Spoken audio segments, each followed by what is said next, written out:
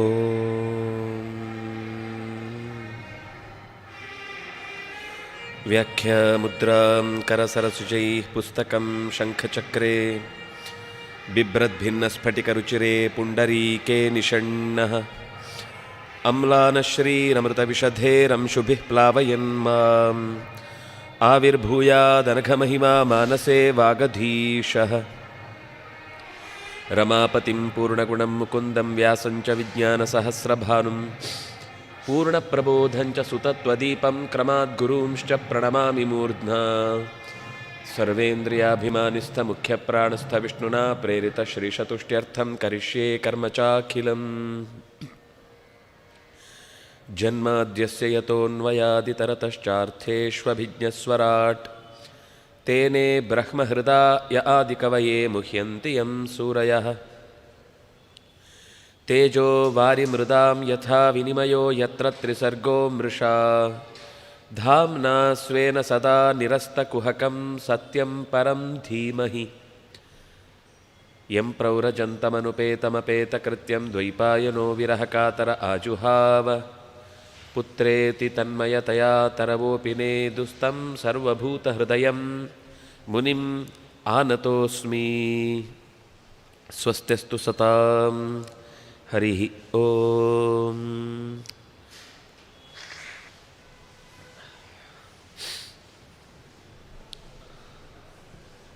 ನಿನ್ನೆಯ ತನಕ 3 ದಿನಗಳಲ್ಲಿ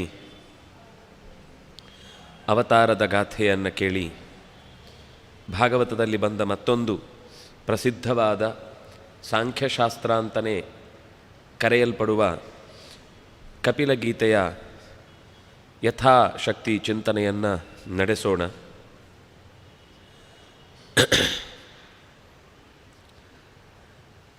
ಹರಿಗುರುಗಳನ್ನು ಸ್ಮರಿಸಿ ಕೇಳುಗರನ್ನು ನಮಿಸಿ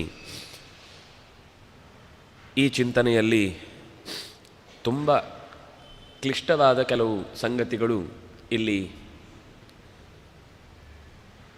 ಪಡಿಮೂಡಿವೆ. ಅದರಿಂದಾಗಿ ಇದು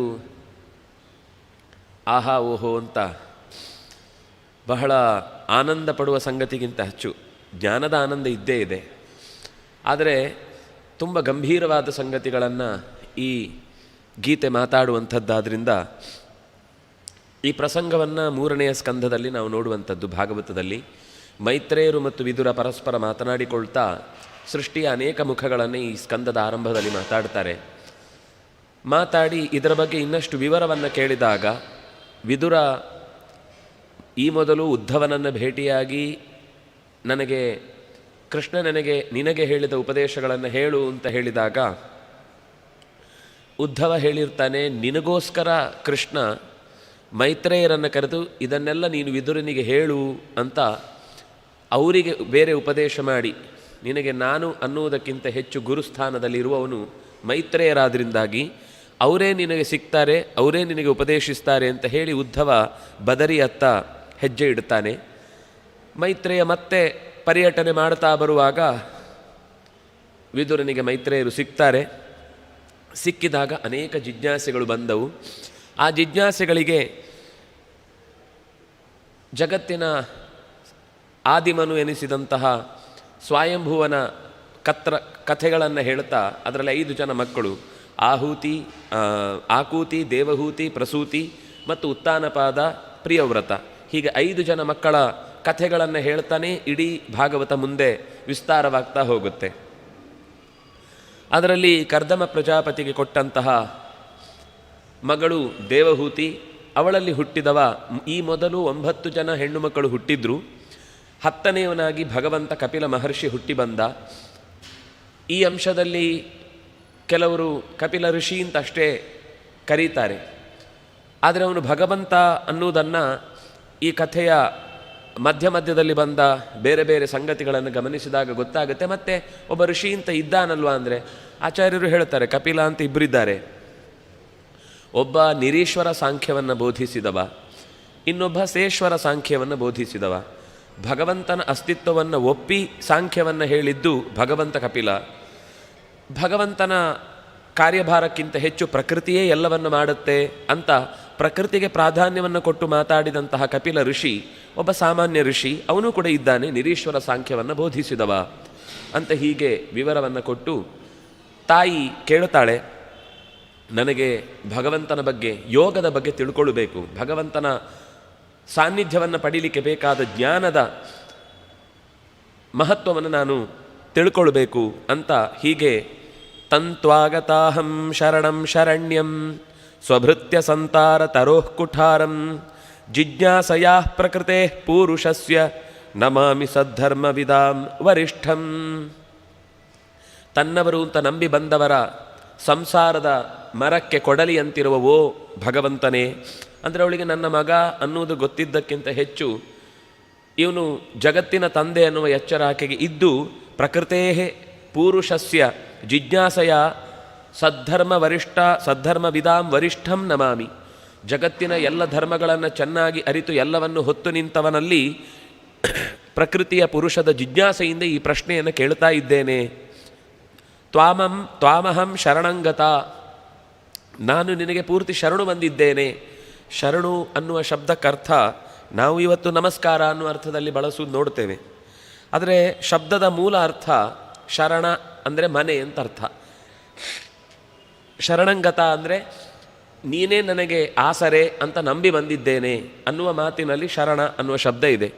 ದೊಡ್ಡವರಲ್ಲಿ ನಾವು ಹೋದಾಗ ಶರಣ ಅಂದರೆ ನೀವು ನಮಗೆ ಆಸರೆ ಅಂತ ಹೇಳುವ ಮಾತು. ಅದರ ಆಸರೆ ಅನ್ನುವ ಶಬ್ದದ ಅರ್ಥ ಗೌಣವಾದಾಗ ಶರಣ ಅಂದರೆ ಏನು ನಮಸ್ಕಾರ ಅಂತ ಅಂದ್ಕೊಂಡು ಅದು ಆ ಪ್ರವೃತ್ತಿ ಮತ್ತೆ ಮುಂದೆ ಬಂತು. ಆದರೆ ಭಗವಂತನನ್ನು ಶರಣಂ ಮತ್ತು ಎಲ್ಲರಿಗೂ ನೆಲೆಮನೆಯಾಗುವಂತಹ ಅರ್ಹತೆಯಿಂದ ಕೂಡಿದವನು ನೀನು ಶರಣ್ಯ, ನಾನು ನಿನ್ನನ್ನು ತಿಳಿಯುವ ಬಯಕೆಯಿಂದ ಕೇಳ್ತಾ ಇದ್ದೇನೆ. ತಾಯಿಯ ಈ ಬಯಕೆಗಳನ್ನು ಗಮನಿಸಿ, ಇದು ಮೋಕ್ಷಯೋಗ್ಯರಾದಂತಹವರ ಎಲ್ಲರ ಬಯಕೆ ಆದ್ದರಿಂದಾಗಿ ಅವಳನ್ನು ನೆಪವಾಗಿಟ್ಟುಕೊಂಡು ಇದು ನಿರ್ದುಷ್ಟವಾದ ಬಯಕೆ. ದೇವರತ್ರ ಬೇಕು ಅಂತ ಕೇಳುವುದಿದ್ದರೆ ಯಾವುದು ಮತ್ತೆ ಸಂಸಾರದ ಕಡೆಗೆ ತರುವುದಿಲ್ವೋ ಅಂಥದ್ದನ್ನು ಬೇಡಬೇಕು ಅಂತ. ಉಳಿದದ್ದೇನೇ ಕೇಳಿದರೂ ಕೂಡ ಅದು ಮತ್ತೆ ನಮ್ಮನ್ನು ಇದೇ ಚಕ್ರದಲ್ಲಿ ಸಿಲುಕಿಸುವಂತಾಗತ್ತೆ. ಆದ್ದರಿಂದ ಅದನ್ನು ಬೇಡುವುದನ್ನು ಆದಷ್ಟು ಕಮ್ಮಿ ಮಾಡಿ ಅಂತ ಹೇಳ್ತಾ ಬರುತ್ತೆ. ಯಾಕೆಂದರೆ ಒಂದು ಕಡೆಯಿಂದ ಅದು ಸಿಕ್ಕಿ ಹಾಕಿಕೊಂಡಿತು ಅಂದರೆ ಮತ್ತೆ ಮತ್ತೊಂದು ಕರ್ಮದ ಟೊಂಗೆಗಳು, ಟಿಸಿಲುಗಳು ಚಿಗುರೊಡೀತಾ ಆಲದ ಮರದ ಥರ ಇಡೀ ಊರೇ ವ್ಯಾಪಿಸಿಕೊಂಡು ಬೀಳಲುಗಳಿಂದ ಮತ್ತಷ್ಟು ನೆಲಕ್ಕೆ ಗಟ್ಟಿಯಾಗಿ ಅಂಟಿಕೊಳ್ಳುತ್ತೆ ಹೊರತು ಬುಡಕಿತ್ತು ಬೀಳಿಸುವುದು ಬಹಳ ಕಷ್ಟ ಅನ್ನುವ ದೃಷ್ಟಿಯಿಂದ. ಆದರೆ ಇದು ಅಭಿನಂದ್ಯ ಆತ್ಮವತಾಂ, ಯಾರೆಲ್ಲ ಭಗವಂತನನ್ನು ಒಡೆಯ ಅಂತ ನಂಬಿದವರಿಗೆ ಇದು ತಿಳಿಯಬೇಕು ಅಂತ ಬಯಕೆ ಇದೆಯೋ ಅವರಿಗೆಲ್ಲರಿಗೂ ಇದು ಉಪಯೋಗವಾಗುವಂಥದ್ದು ಅಂತ ಸಂತೋಷದಿಂದ ನಗುತ್ತಾ ಸ್ಮಿತಶೋಭಿತಾನನಃ, ಮೆತ್ತನೆಯ ನಗುವಿನಿಂದ, ಚಂದದ ನಗುವಿನಿಂದ ಕೂಡಿದವನಾಗಿ ಬಭಾಷೆ. ಅದು ಕೂಡ ಇನ್ನೂ ಶಬ್ದ ಇದೆ, ಈಶತ್ ಸ್ಮಿತ ಅಂತ. ಈಶತ್ ಅಂದರೆ ಬಹಳ ಆ ನಗು ಎಲ್ಲ ಪ್ರಶ್ನೆಗಳಿಗೂ ಉತ್ತರ ಕೊಟ್ಟಂತೆ ಇರುವಂತಹ ನಗೆ. ಆದರೆ ಅಷ್ಟೇ ನಗೆಯಿಂದ ಅವಳಿಗೆ ಅರ್ಥ ಆದೀತು, ನಮಗೆ ಅರ್ಥ ಆಗುವುದು ಕಷ್ಟ ಅಂತ ಮಾತಿನಿಂದ ಬಿಡಿಸಿ ಹೇಳ್ತಾನೆ.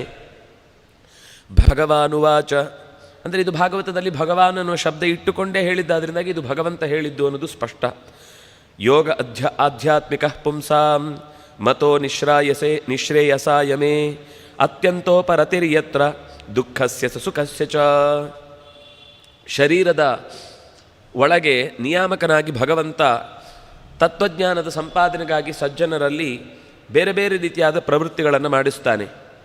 ಇದು ಮೋಕ್ಷಕ್ಕೆ ಸಾಧಕವಾದ ಪ್ರವೃತ್ತಿಗಳಾದ್ದರಿಂದಾಗಿ ಆ ಪ್ರವೃತ್ತಿಯಲ್ಲಿ ಬಹಳ ಮುಖ್ಯವಾದ ಭಾವನೆ ಏನು ಅಂದರೆ ಸುಖ ಮತ್ತು ದುಃಖ ಎರಡರಲ್ಲೂ ಅವನ ಮನಸ್ಥಿತಿ ಸಮವಾಗಿರುವಂಥದ್ದೇ ದೊಡ್ಡತನ. ಇದಕ್ಕೆ ಆತ್ಯಂತಿಕವಾದ ಪರಿಹಾರ ಇದೆ.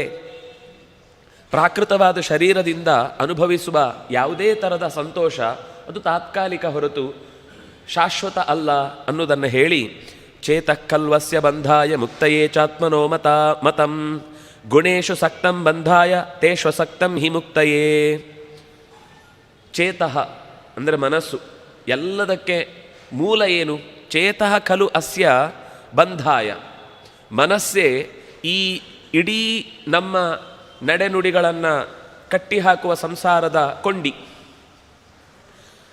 ಮುಕ್ತಯೇ ಬಿಡಿಸಿಕೊಳ್ಳಿಕ್ಕೆ ಆತ್ಮನೋ ಮತಂ, ಭಗವಂತನ ತಿಳಿವೇ ಬಿಡುಗಡೆಗೆ ಕಾರಣವಾದ ಸಂಗತಿ. ಅದರಿಂದಾಗಿ ಈ ಮನಸ್ಸು ಪರಮಾತ್ಮನ ಕಡೆಗೆ ತಿರುಗಿದಾಗ ಮುಕ್ತಿಗೆ ಕಾರಣವಾಗುತ್ತೆ. ಗುಣೇಶು ಸಕ್ತಂ ಬಂಧಾಯ, ಗುಣಗಳು ಅಂತಂದರೆ ವಿಷಯ ಪದಾರ್ಥಗಳು.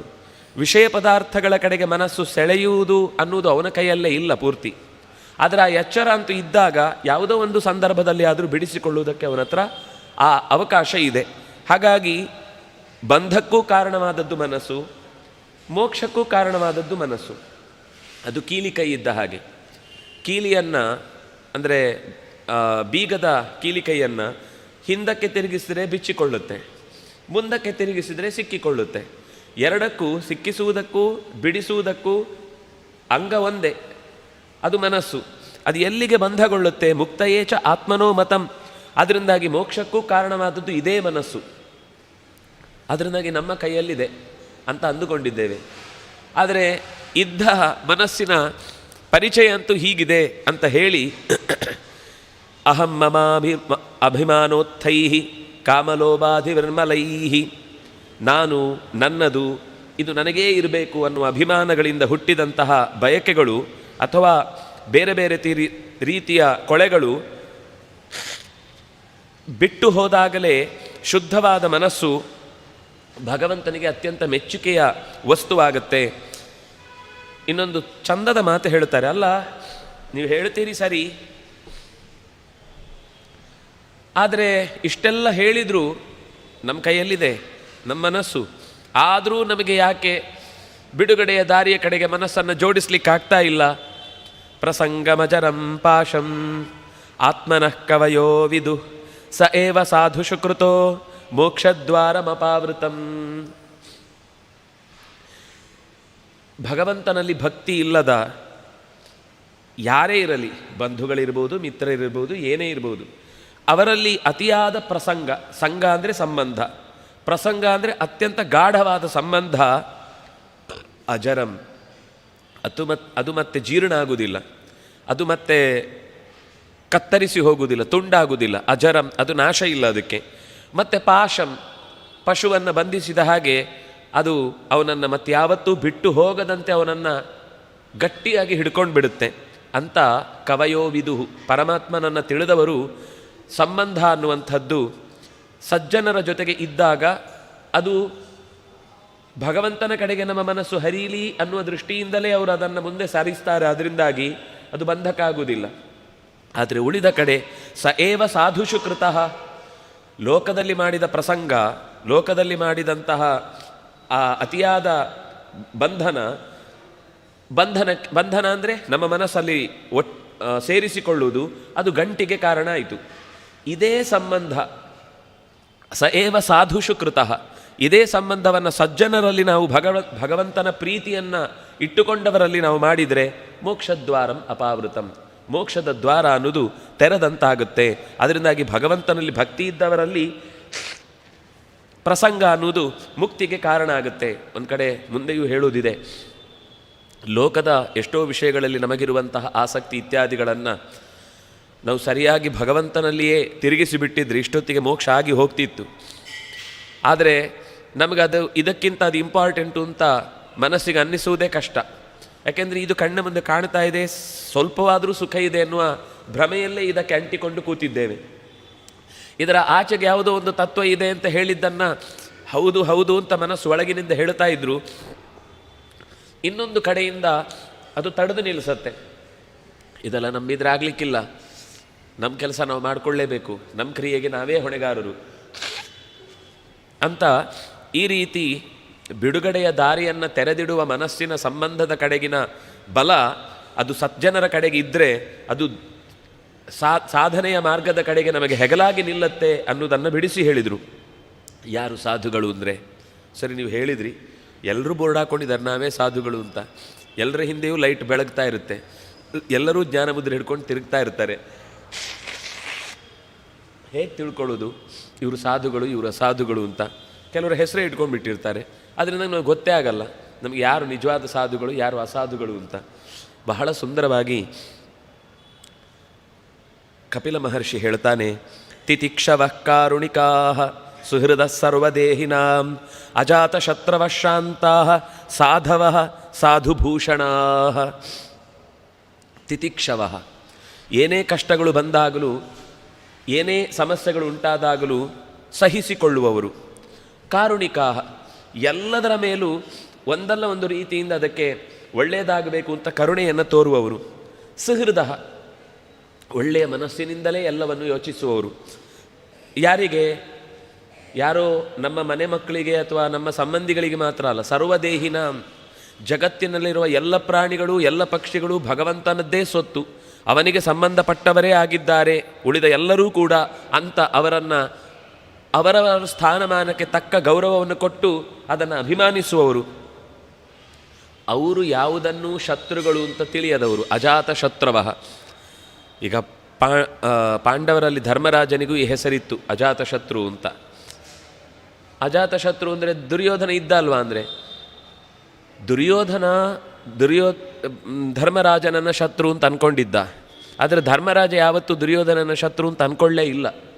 ಆ ಕಾರಣದಿಂದಲೇ 2-3 ಪ್ರಸಂಗಗಳಲ್ಲಿ ಕಾಡಿನಲ್ಲಿ ಆ ಚಿತ್ರಸೇನ ಅನ್ನುವ ಗಂಧರ್ವನ ಕೈಗೆ ಬಂಧನಕ್ಕೆ ಒಳಗಾದಾಗಲೂ ಅರ್ಜುನ ಭೀಮರನ್ನು ಕಳಿಸಿ ಬೇಗ ಬಿಡಿಸ್ಕೊಂಡು ಬನ್ನಿ, ನಮ್ಮ ಜಗಳದಲ್ಲಿ ನಾವು 105 ಜನ, ಬೇರೆಯವರ ಜಗಳದಲ್ಲಿ ನಾವು 105 ಜನ, ಅದರಿಂದಾಗಿ ಮೊದಲು ಅವರನ್ನು ಬಿಡಿಸ್ಕೊಂಡು ಬಾ ಅಂತ ಈ ಮಾತನ್ನು ಹೇಳುವ ಮೂಲಕ ನಮ್ಮ ಮನೆಯ ಒಳಗಿನ ಸಂಗತಿಗಳಿಗೆ ನಾವು 3ನೇವರಿಗೆ ಆಹಾರವಾಗಿ ಅವಕಾಶ ಕೊಡಬಾರ್ದು ಅನ್ನೋದನ್ನು ತೋರಿಸಿದ.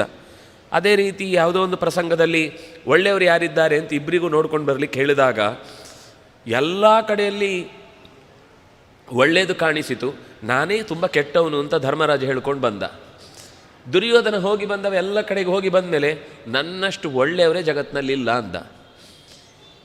ಅದರಿಂದಾಗಿ ಧರ್ಮರಾಜನಿಗೆ ಎಲ್ಲ ಕಡೆಯೂ ಧರ್ಮ, ಎಲ್ಲ ಕಡೆಯೂ ನಿಷ್ಠೆ, ಎಲ್ಲ ಕಡೆಯೂ ಸತ್ಯ, ಎಲ್ಲ ಕಡೆಯೂ ಏನೋ ಒಂದು ಒಳ್ಳೆಯತನ, ಒಂದಲ್ಲ ಒಂದು ರೀತಿಯಿಂದ. ಕೆಟ್ಟತನ ಇಲ್ಲ ಅಂತ ಹೇಳುವುದಿಲ್ಲ, ಆದರೆ ಅವನಿಗೆ ಕಾಣಿಸುವುದು ಹೆಚ್ಚು ಮೊದಲು ಒಳ್ಳೆಯತನವೇ. ಅದನ್ನಾಗಿ ಅಂತಹ ಅಜಾತ ಶತ್ರುಗಳಾದವರು. ಮತ್ತು ಶಾಂತಾಃ, ಅತ್ಯಂತ ಸಮಾಧಾನ ಚಿತ್ತರಾದವರು. ಸಾಧವ, ಇವರು ಸಾಧುಗಳು. ಸಾಧುಭೂಷಣ, ಸಜ್ಜನರಿಗೆ ಸಾಧುತ್ವ, ಸಜ್ಜನಿಕೆ ಎನ್ನುವುದೇ ಅಲಂಕಾರ. ಇದು ಬಿಟ್ಟು ಬೇರೆ ಅಲಂಕಾರದ ಬಗ್ಗೆ ಅವರು ಯೋಚನೆ ಮಾಡುವುದೇ ಇಲ್ಲ. ಅತ್ಯಂತ ಸಹಜವಾದ ಸರಳವಾದ ಬದುಕಿನಲ್ಲಿ ಜೀವನವನ್ನು ಸಾಗಿಸುವಂಥವರು. ಇಂಥವರನ್ನು ಸಾಧುಗಳು ಅಂತ ಅಂದ್ಕೊಳ್ಬೋದು. ಇನ್ನೂ ಅವರನ್ನು ಸರಿಯಾಗಿ ನಿನಗೆ ಬಿಡಿಸಿ ಹೇಳಬೇಕು ಅಂದರೆ ಮೈ ಅನನ್ಯೇನ ಭಾವೇನ ಭಕ್ತಿಂ ಕುರುವಂತಿ ಯೇ ದೃಢಾಂ ಮತ್ಕೃತೆ ತ್ಯಕ್ತ ಕರ್ಮಾಣಃ ತ್ಯಕ್ತ ಸ್ವಜನ ಬಾಂಧವಾ. ನನ್ನಲ್ಲಿ ಭಗವಂತ ಹೇಳ್ತಾ ಇರೋದು, ಕಪಿಲ ಹೇಳ್ತಾನೆ, ನನ್ನಲ್ಲಿ ಅನನ್ಯವಾದ ಭಕ್ತಿಯನ್ನಿಟ್ಟು ನಾನು ದಾಸ, ನೀನು ಈಶ ಅಂತ ಹಾಗಿದ್ದಾಗ ಅದು ಭಕ್ತಿ ಆಗುತ್ತೆ. ದೃಢಾಂ, ಅದು ಮತ್ತೆ ಸ್ವಲ್ಪ ದಿವಸ ಹೀಗೆ ಮತ್ತೊಂದು ದಿವಸ ಹಾಗೆ ಕೆಲಸ ಆಗುವ ತನಕ ಮಾತ್ರ ಅನ್ನುವ ಯೋಚನೆ ಅಲ್ಲದೆ ದೃಢಾಂ ಭಕ್ತಿಂ ಯೇ ಅನನ್ಯೇನ ಭಾವೇನ ಕುರುವಂತಿ. ಮತ್ತು ಭಗವಂತನಿಗಾಗಿ ಉಳಿದ ಎಲ್ಲವನ್ನೂ ಪ್ರಿಯಾರಿಟಿ ಕೊಡುವಾಗ ದೇವರ ಗಣನೆ ಮೊದಲು, ಉಳಿದಂತೆ ಉಳಿದದ್ದನ್ನು ತಿರಸ್ಕಾರ ಮಾಡುವುದು ಅಂತಲ್ಲ. ಆದರೆ ಮತ್ಕೃತೆ ತ್ಯಕ್ತ ಕರ್ಮಾಣ, ಉಳಿದ ಎಲ್ಲ ಕೆಲಸಗಳನ್ನು, ಸ್ವಾರ್ಥಕ್ಕೆ ಯಾವುದೋ ಒಂದು ಲಾಭ ಇದೆ, ಪರಮಾತ್ಮನ ಕೆಲಸಕ್ಕೆ ಒಂದು ಸಂಬಂಧ ಇದೆ.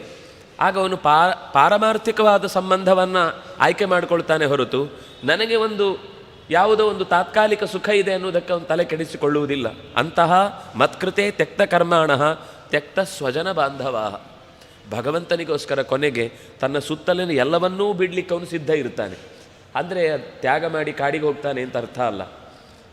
ನಮಗೆ ಅರ್ಥ ಆಗೋದು ಬಹಳ ಬಾರಿ ಅವ್ಯವಸ್ಥೆಯೇ ಹೆಚ್ಚು ಅರ್ಥ ಆಗುತ್ತೆ. ಆದರೆ ಅಂಥ ಪ್ರಸಂಗಗಳು ಬಂದಾಗ ಉಳಿದವರು ಕೂಡ ಭಗವಂತನ, ಈಗ ಯಾಜ್ಞವಲ್ಕ್ಯರು ಹೊರಟಾಗ, ನಾನೆಲ್ಲ ಬಿಟ್ಟು ಹೊರಡ್ತೇನೆ ಅಂತ ಹೊರಟಾಗ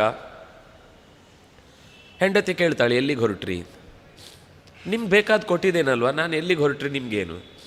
ಅಲ್ಲಲ್ಲ, ಇದು ಬೇಡ ಅಂದರೆ ಇನ್ನೇನೋ ಬೇಕು ಅಂತ ಅರ್ಥ. ಇನ್ನೇನೋ ಬೇಕು ಅನ್ನುವಂಥ ವಸ್ತು ಈಗ ಬೇಡ ಹೇಳಿದ ವಸ್ತುವಿಗಿಂತ ದೊಡ್ಡದು.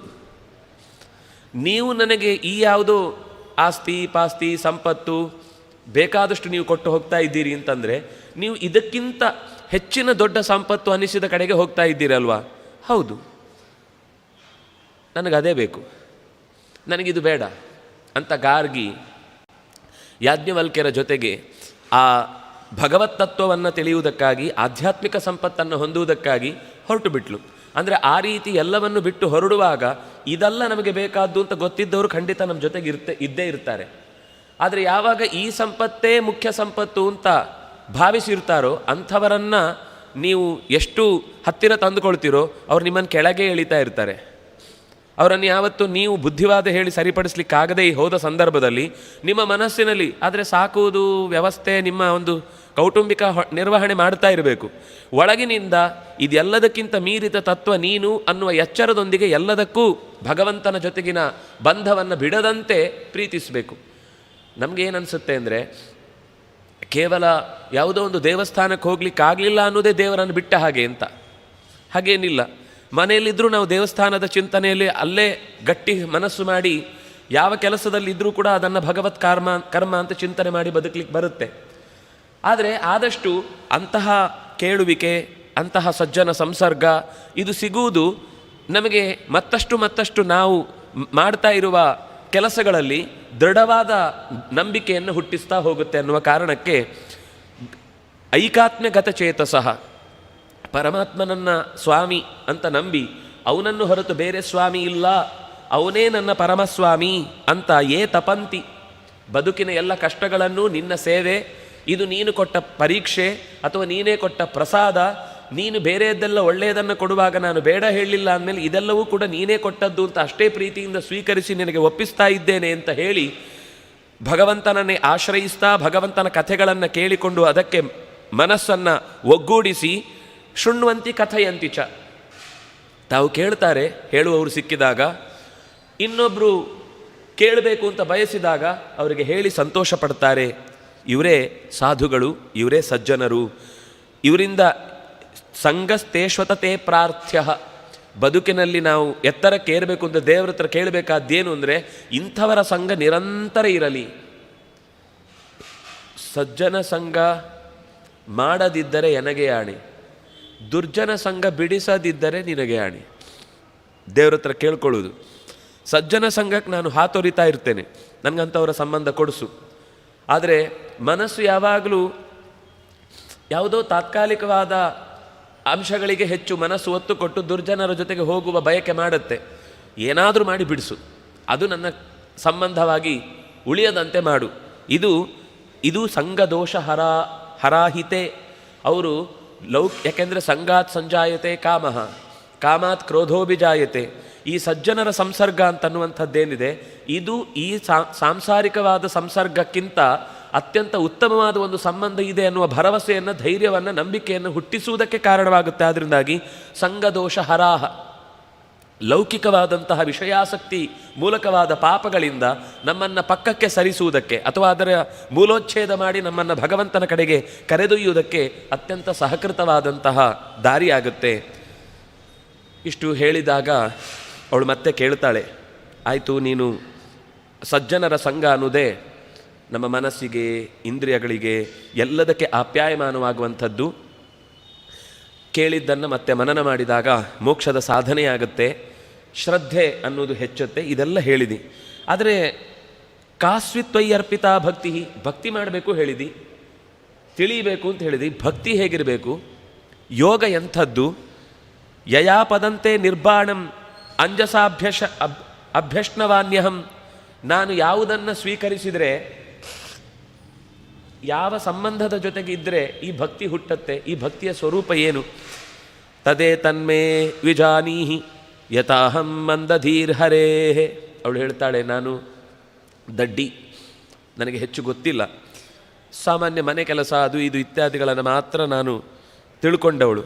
ನಿನ್ನ ಅನುಗ್ರಹದಿಂದ ಮಾತ್ರ ಏನಾದರೂ ನಾನು ಈ ವಿಷಯಗಳನ್ನೆಲ್ಲ ಮನಸ್ಸಿನಲ್ಲಿ ದೃಢವಾಗಿ ತಂದುಕೊಳ್ಳಬಲ್ಲೆ. ಸುಖಂ ಬುದ್ಧೇಯ ದುರ್ಬೋಧಂ ಯೋಷ ಭವದನುಗ್ರಹಾತ್.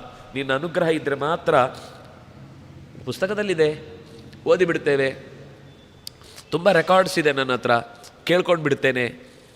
ಹಾಗೆ ಸಿಗುದಿದ್ರೆ ಎಷ್ಟೋ ಜನ ಇವತ್ತೇನೇನೋ ಆಗ್ತಿದ್ರು. ಅದು ದಕ್ಕುವುದು ಕೂಡ ಬಹಳ ಕಷ್ಟ, ಕೇಳುವಿಕೆ ಅನ್ನೋದು.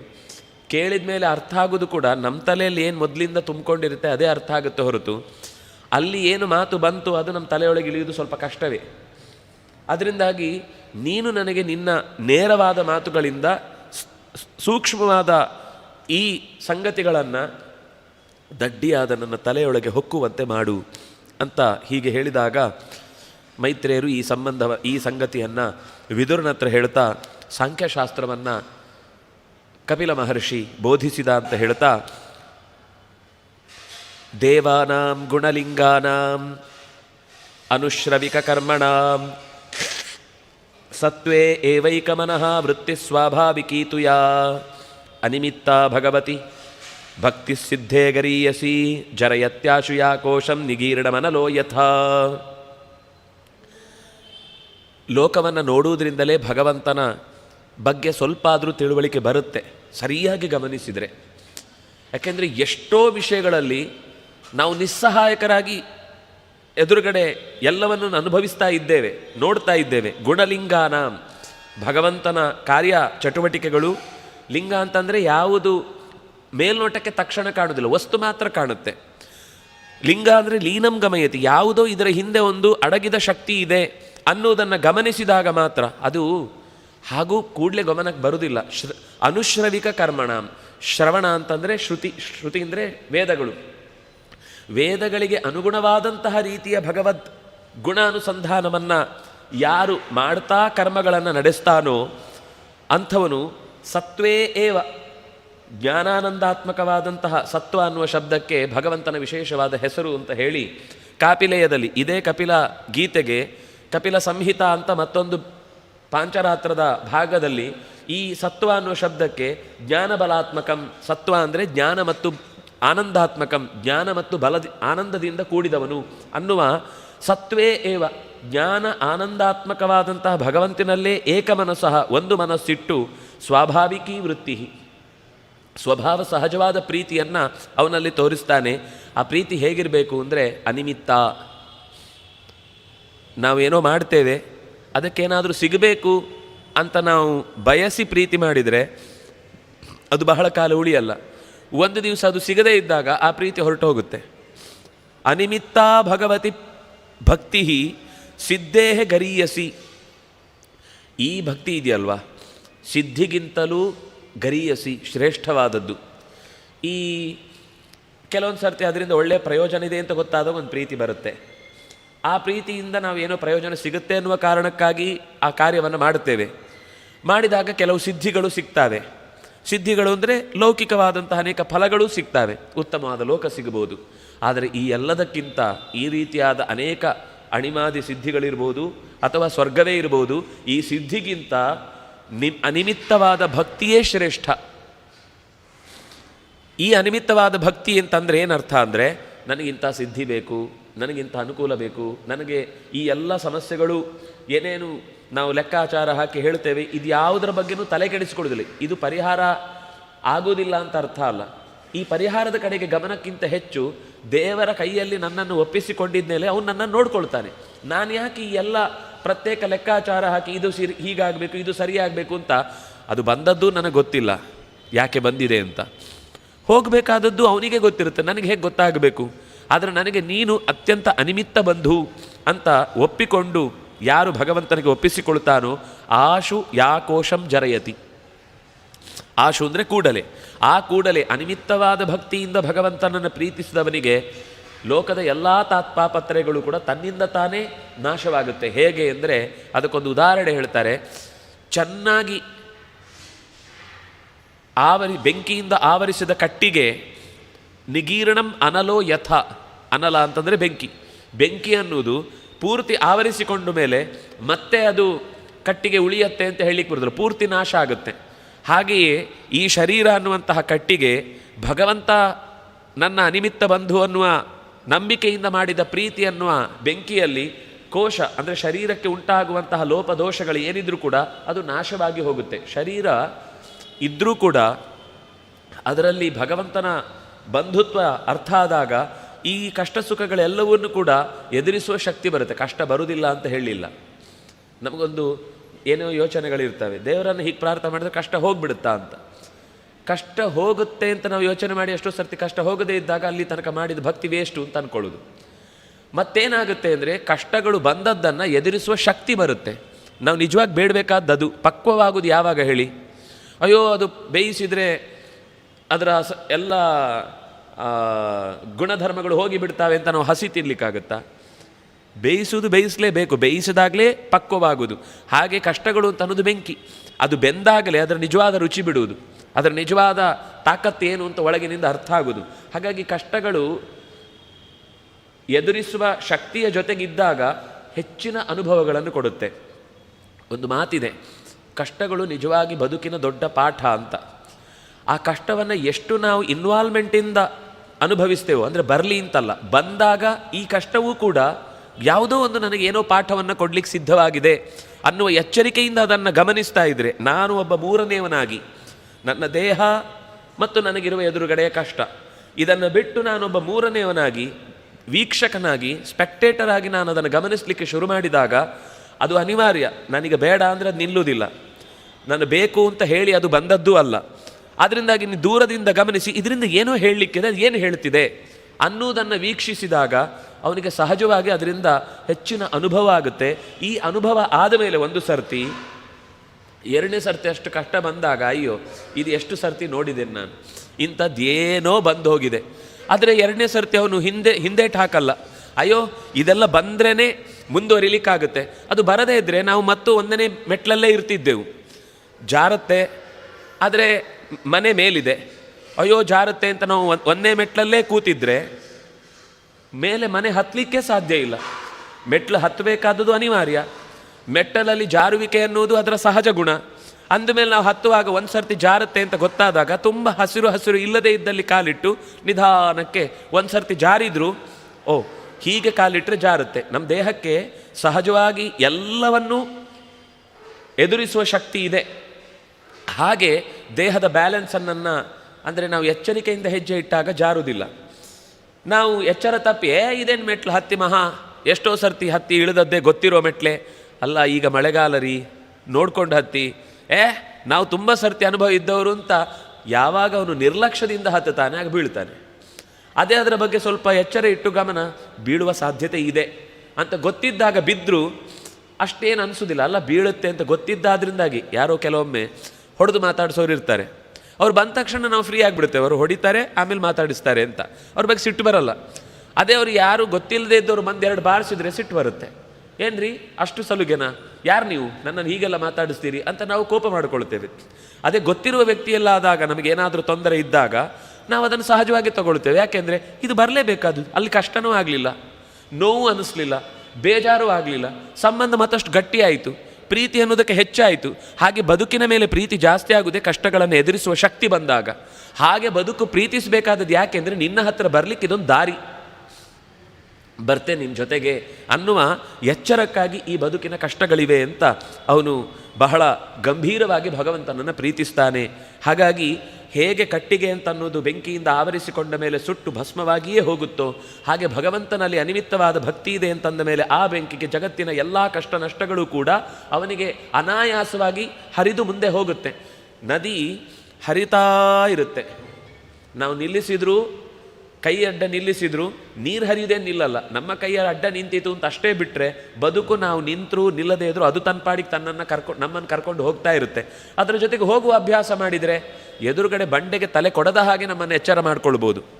ನಾವು ಇನ್ನೂ ವಿರುದ್ಧವಾಗಿ ಈಜ್ತೇವೆ ಅಂತ ಸಾಹಸ ಮಾಡಲಿಕ್ಕೆ ಹೋದರೆ ಹಿಂದಿನ ಮಂಡೆಗೆ ಮತ್ತೊಂದು ಬಂಡೆ ಬಡಿಯುತ್ತೆ, ಇನ್ನೊಂದು ಮಂಡೆ ಹುಟ್ಟುತ್ತೆ, ಅದೇನು ಉಪಯೋಗ ಇಲ್ಲ. ಅಂದರೆ ಅದರ ಜೊತೆಗೆ ಸಾಗಲೇಬೇಕಾದದ್ದು ಅನಿವಾರ್ಯ ಅನ್ನುವ ಎಚ್ಚರದ ಜೊತೆಗೆ ಸಾಗಬೇಕಾದದ್ದು ಮುಖ್ಯ. ಹೀಗೆ ಹೇಳಿ ಮತ್ತು ಭಗವಂತನ ವಿಭೂತಿಯ ರೂಪಗಳ ಪರಿಚಯವನ್ನು ಮಾಡಿಕೊಡ್ತಾ ಹೇಳ್ತಾನೆ, ಪ್ರತಿಯೊಂದು ಅವನು ಯಾರು ನಮಗೇನು ಸಂದೇಹಗಳಿರ್ತಾವೆ ಅಂದರೆ, ಭಗವಂತನ ಭಕ್ತಿ ಮಾಡಿದವರಿಗೆ ಜೀವನದಲ್ಲಿ ಯಾವಾಗಲೂ ಕಷ್ಟವೇ ಇರುತ್ತೆ, ಅವನಿಗೆ ಲೌಕಿಕವಾದ ಯಾವ ಸುಖಗಳೂ ಇರಲ್ಲ, ಅವನು ಅನರ್ಥಗಳ ಕೊಂಪೆಯಲ್ಲೇ ಬಿದ್ದಿರ್ತಾನೆ, ಅದು ಯಾವಾಗಲೂ ಮೋಕ್ಷ ಆಗುತ್ತಂತೆ, ಆವಾಗ ಅವನಿಗೆ ಸುಖ ಸಿಗುತ್ತಂತೆ ಅಂತ. ಹೀಗೆ ಇಲ್ಲಿದ್ದವನಿಗೆ ಸುಖ ಇಲ್ಲ, ಅಲ್ಲಿ ಹೋದ್ಮೇಲೆ ಗೊತ್ತಿಲ್ಲ, ಅದರಿಂದ ನಮ್ಗೆ ಅದು ಬೇಕಾಗಿಲ್ಲ ಅಂತ ನಾವು ಬಿಡುವ ಪ್ರಸಂಗವೇ ಹೆಚ್ಚಿರುತ್ತೆ. ಅದಕ್ಕೆ ಅವರು ಹೇಳ್ತಾರೆ, ನೀನು ಸರಿಯಾಗಿ ಗಮನಿಸಿದರೆ ಭಗವಂತನ ನಂಬಿದವರಿಗೆ ನಂಬಿ ಕೆಟ್ಟವರಿಲ್ಲವೋ ರಂಗಯ್ಯನ, ನಂಬದೆ ಕೆಟ್ಟರೆ ಕೆಡಲಿ. ಆದರೆ ಭಗವಂತನ ನಂಬಿದವರಿಗೆ ಈ ಕಷ್ಟವನ್ನು ಒಂದು ಚಾಲೆಂಜ್ ಆಗಿ ತಗೊಂಡಾಗ ಅದರಲ್ಲಿ ಒಂದು ಸುಖ ಇದೆ. ಆಗಲೂ ಒಂದು ಎದುರಿಸುವವನಿಗೆ ಒಂದು ಸುಖ ಇದೆ. ನಾವೇ ಎಷ್ಟೋ ಸರ್ತಿ ಆಗ ಏನೋ ಒಂದು ಕಷ್ಟಪಟ್ಟು ಎದುರಿಸಿರ್ತೇವೆ, ಗೆದ್ದು ಬಿಡ್ತೇವೆ, ಬೈಕೊಂಡೇ ಎದುರಿಸಿರ್ತೇವೆ, ಗೆದ್ದು ಬಿಡ್ತೇವೆ. ಅದೇ ಪ್ರಸಂಗವನ್ನು ಇನ್ನೊಬ್ಬರ ಹತ್ರ ಹೇಳುವಾಗ ನಾವು ಹೇಗೆ ಹೇಳ್ತೇವೆ ಆಮೇಲೆ, ಆವಾಗ ಒಂದು ಕಷ್ಟ ಬಂದಿತ್ತು, ಏನೇನು ಕಷ್ಟ ಬಂತು ಅದನ್ನು ಹೇಳಿ ಪುರ್ಸೋತಿಲ್ಲ, ಹೇಳಿ ಸುಧಾರಿಸ್ಲಿಕ್ಕಾಗಲ್ಲ. ಆದರೆ ಏನು ಬರಲಿ ಬಹಳ ಅಂದರೆ ಈಗ ನಾವು ಅದನ್ನು ಎಂಜಾಯ್ ಮಾಡ್ತಾ ಹೇಳ್ತಾ ಇದ್ದೇವೆ.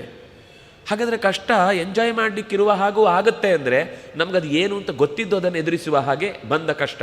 ಅಂದಾಗಿ ನಾವು ಎದುರುಗಡೆ ನೋಡುವವನಿಗೆ, ನಂಬಿದವನಿಗೆ ಎಷ್ಟೋ ಕಷ್ಟ ಇದೆ ಅಂತ ಅನ್ನಿಸ್ತಾ ಇರುತ್ತೆ.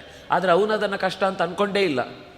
ಯಾಕೆಂದರೆ ಕಾಡಿನಲ್ಲಿ ಇರುವುದೇ ಇಷ್ಟಪಟ್ಟವರಿಗೆ ನಾವು ದೂರದಿಂದ ಅಂದ್ಕೊಂಡು ಪಾಪ ಕಾಡಲ್ಲಿದ್ದಾನೆ ಅಂತ ಭಾವಿಸ್ತಾ ಇರ್ತೇವೆ. ಆದರೆ ಅವನು ಕಾಡಲ್ಲಿರುವ ಪ್ರತಿಯೊಂದು ಮರ ಗಿಡ ಝರಿ ಎಲ್ಲವನ್ನು ಎಂಜಾಯ್ ಮಾಡ್ತಾ ಬದುಕ್ತಾ ಇದ್ದವನಿಗೆ, ಹೊರಗಿನಿಂದ ನೋಡುವವನಿಗೆ ಎಷ್ಟು ಕಷ್ಟ ನೋಡಿ. ಅದಕ್ಕೆ ಈ ದೇವರು ದಿಂಡ್ರು ಅಂತೆಲ್ಲ ಇಟ್ಕೊಂಡವರಿಗೆ ಇದೇ ಕಾಡು ಪಾಲಿನ ಪರಿಸ್ಥಿತಿ.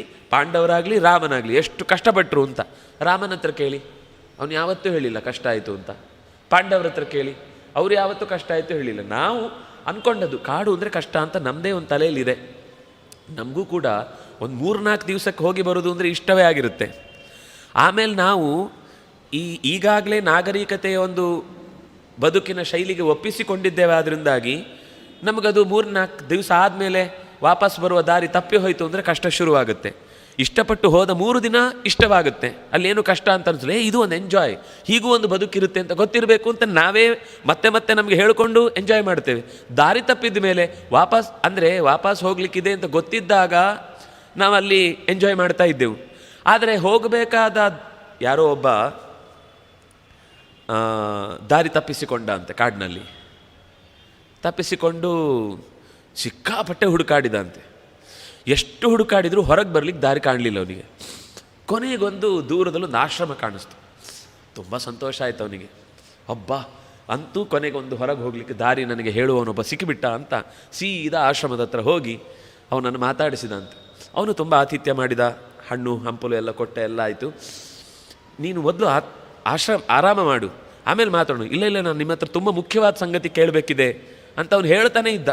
ಆದರೂ ಮೊದಲು ನನ್ನ ಆತಿಥ್ಯ ಸ್ವೀಕರಿಸಪ್ಪ, ನೀನು ಮಾತು ಮುಗಿಸಿದ ಮೇಲೆ ನನಗೇನು ಮಾಡಲಿಕ್ಕಾಗಲ್ಲ, ನೀನು ಹೇಳಿದ್ದೆಲ್ಲ ಕೇಳ್ತೇನೆ, ಮೊದಲು ನಾನು ಮಾಡಿದ್ದೆಲ್ಲ ಮಾಡಿಸ್ಕೊ ಅಂತ ಹೇಳಿದ. ಸರಿ ಆಯಿತು, ಎಲ್ಲ ಅವನು ಕೊಡಬೇಕಾದ್ದು ತಿನ್ನಿಸ್ಬೇಕಾದದ್ದು ಎಲ್ಲ ಆದಮೇಲೆ ಸರಿ ಈಗ ಹೇಳಿ ನಿನ್ನ ಸಮಸ್ಯೆ ಏನು.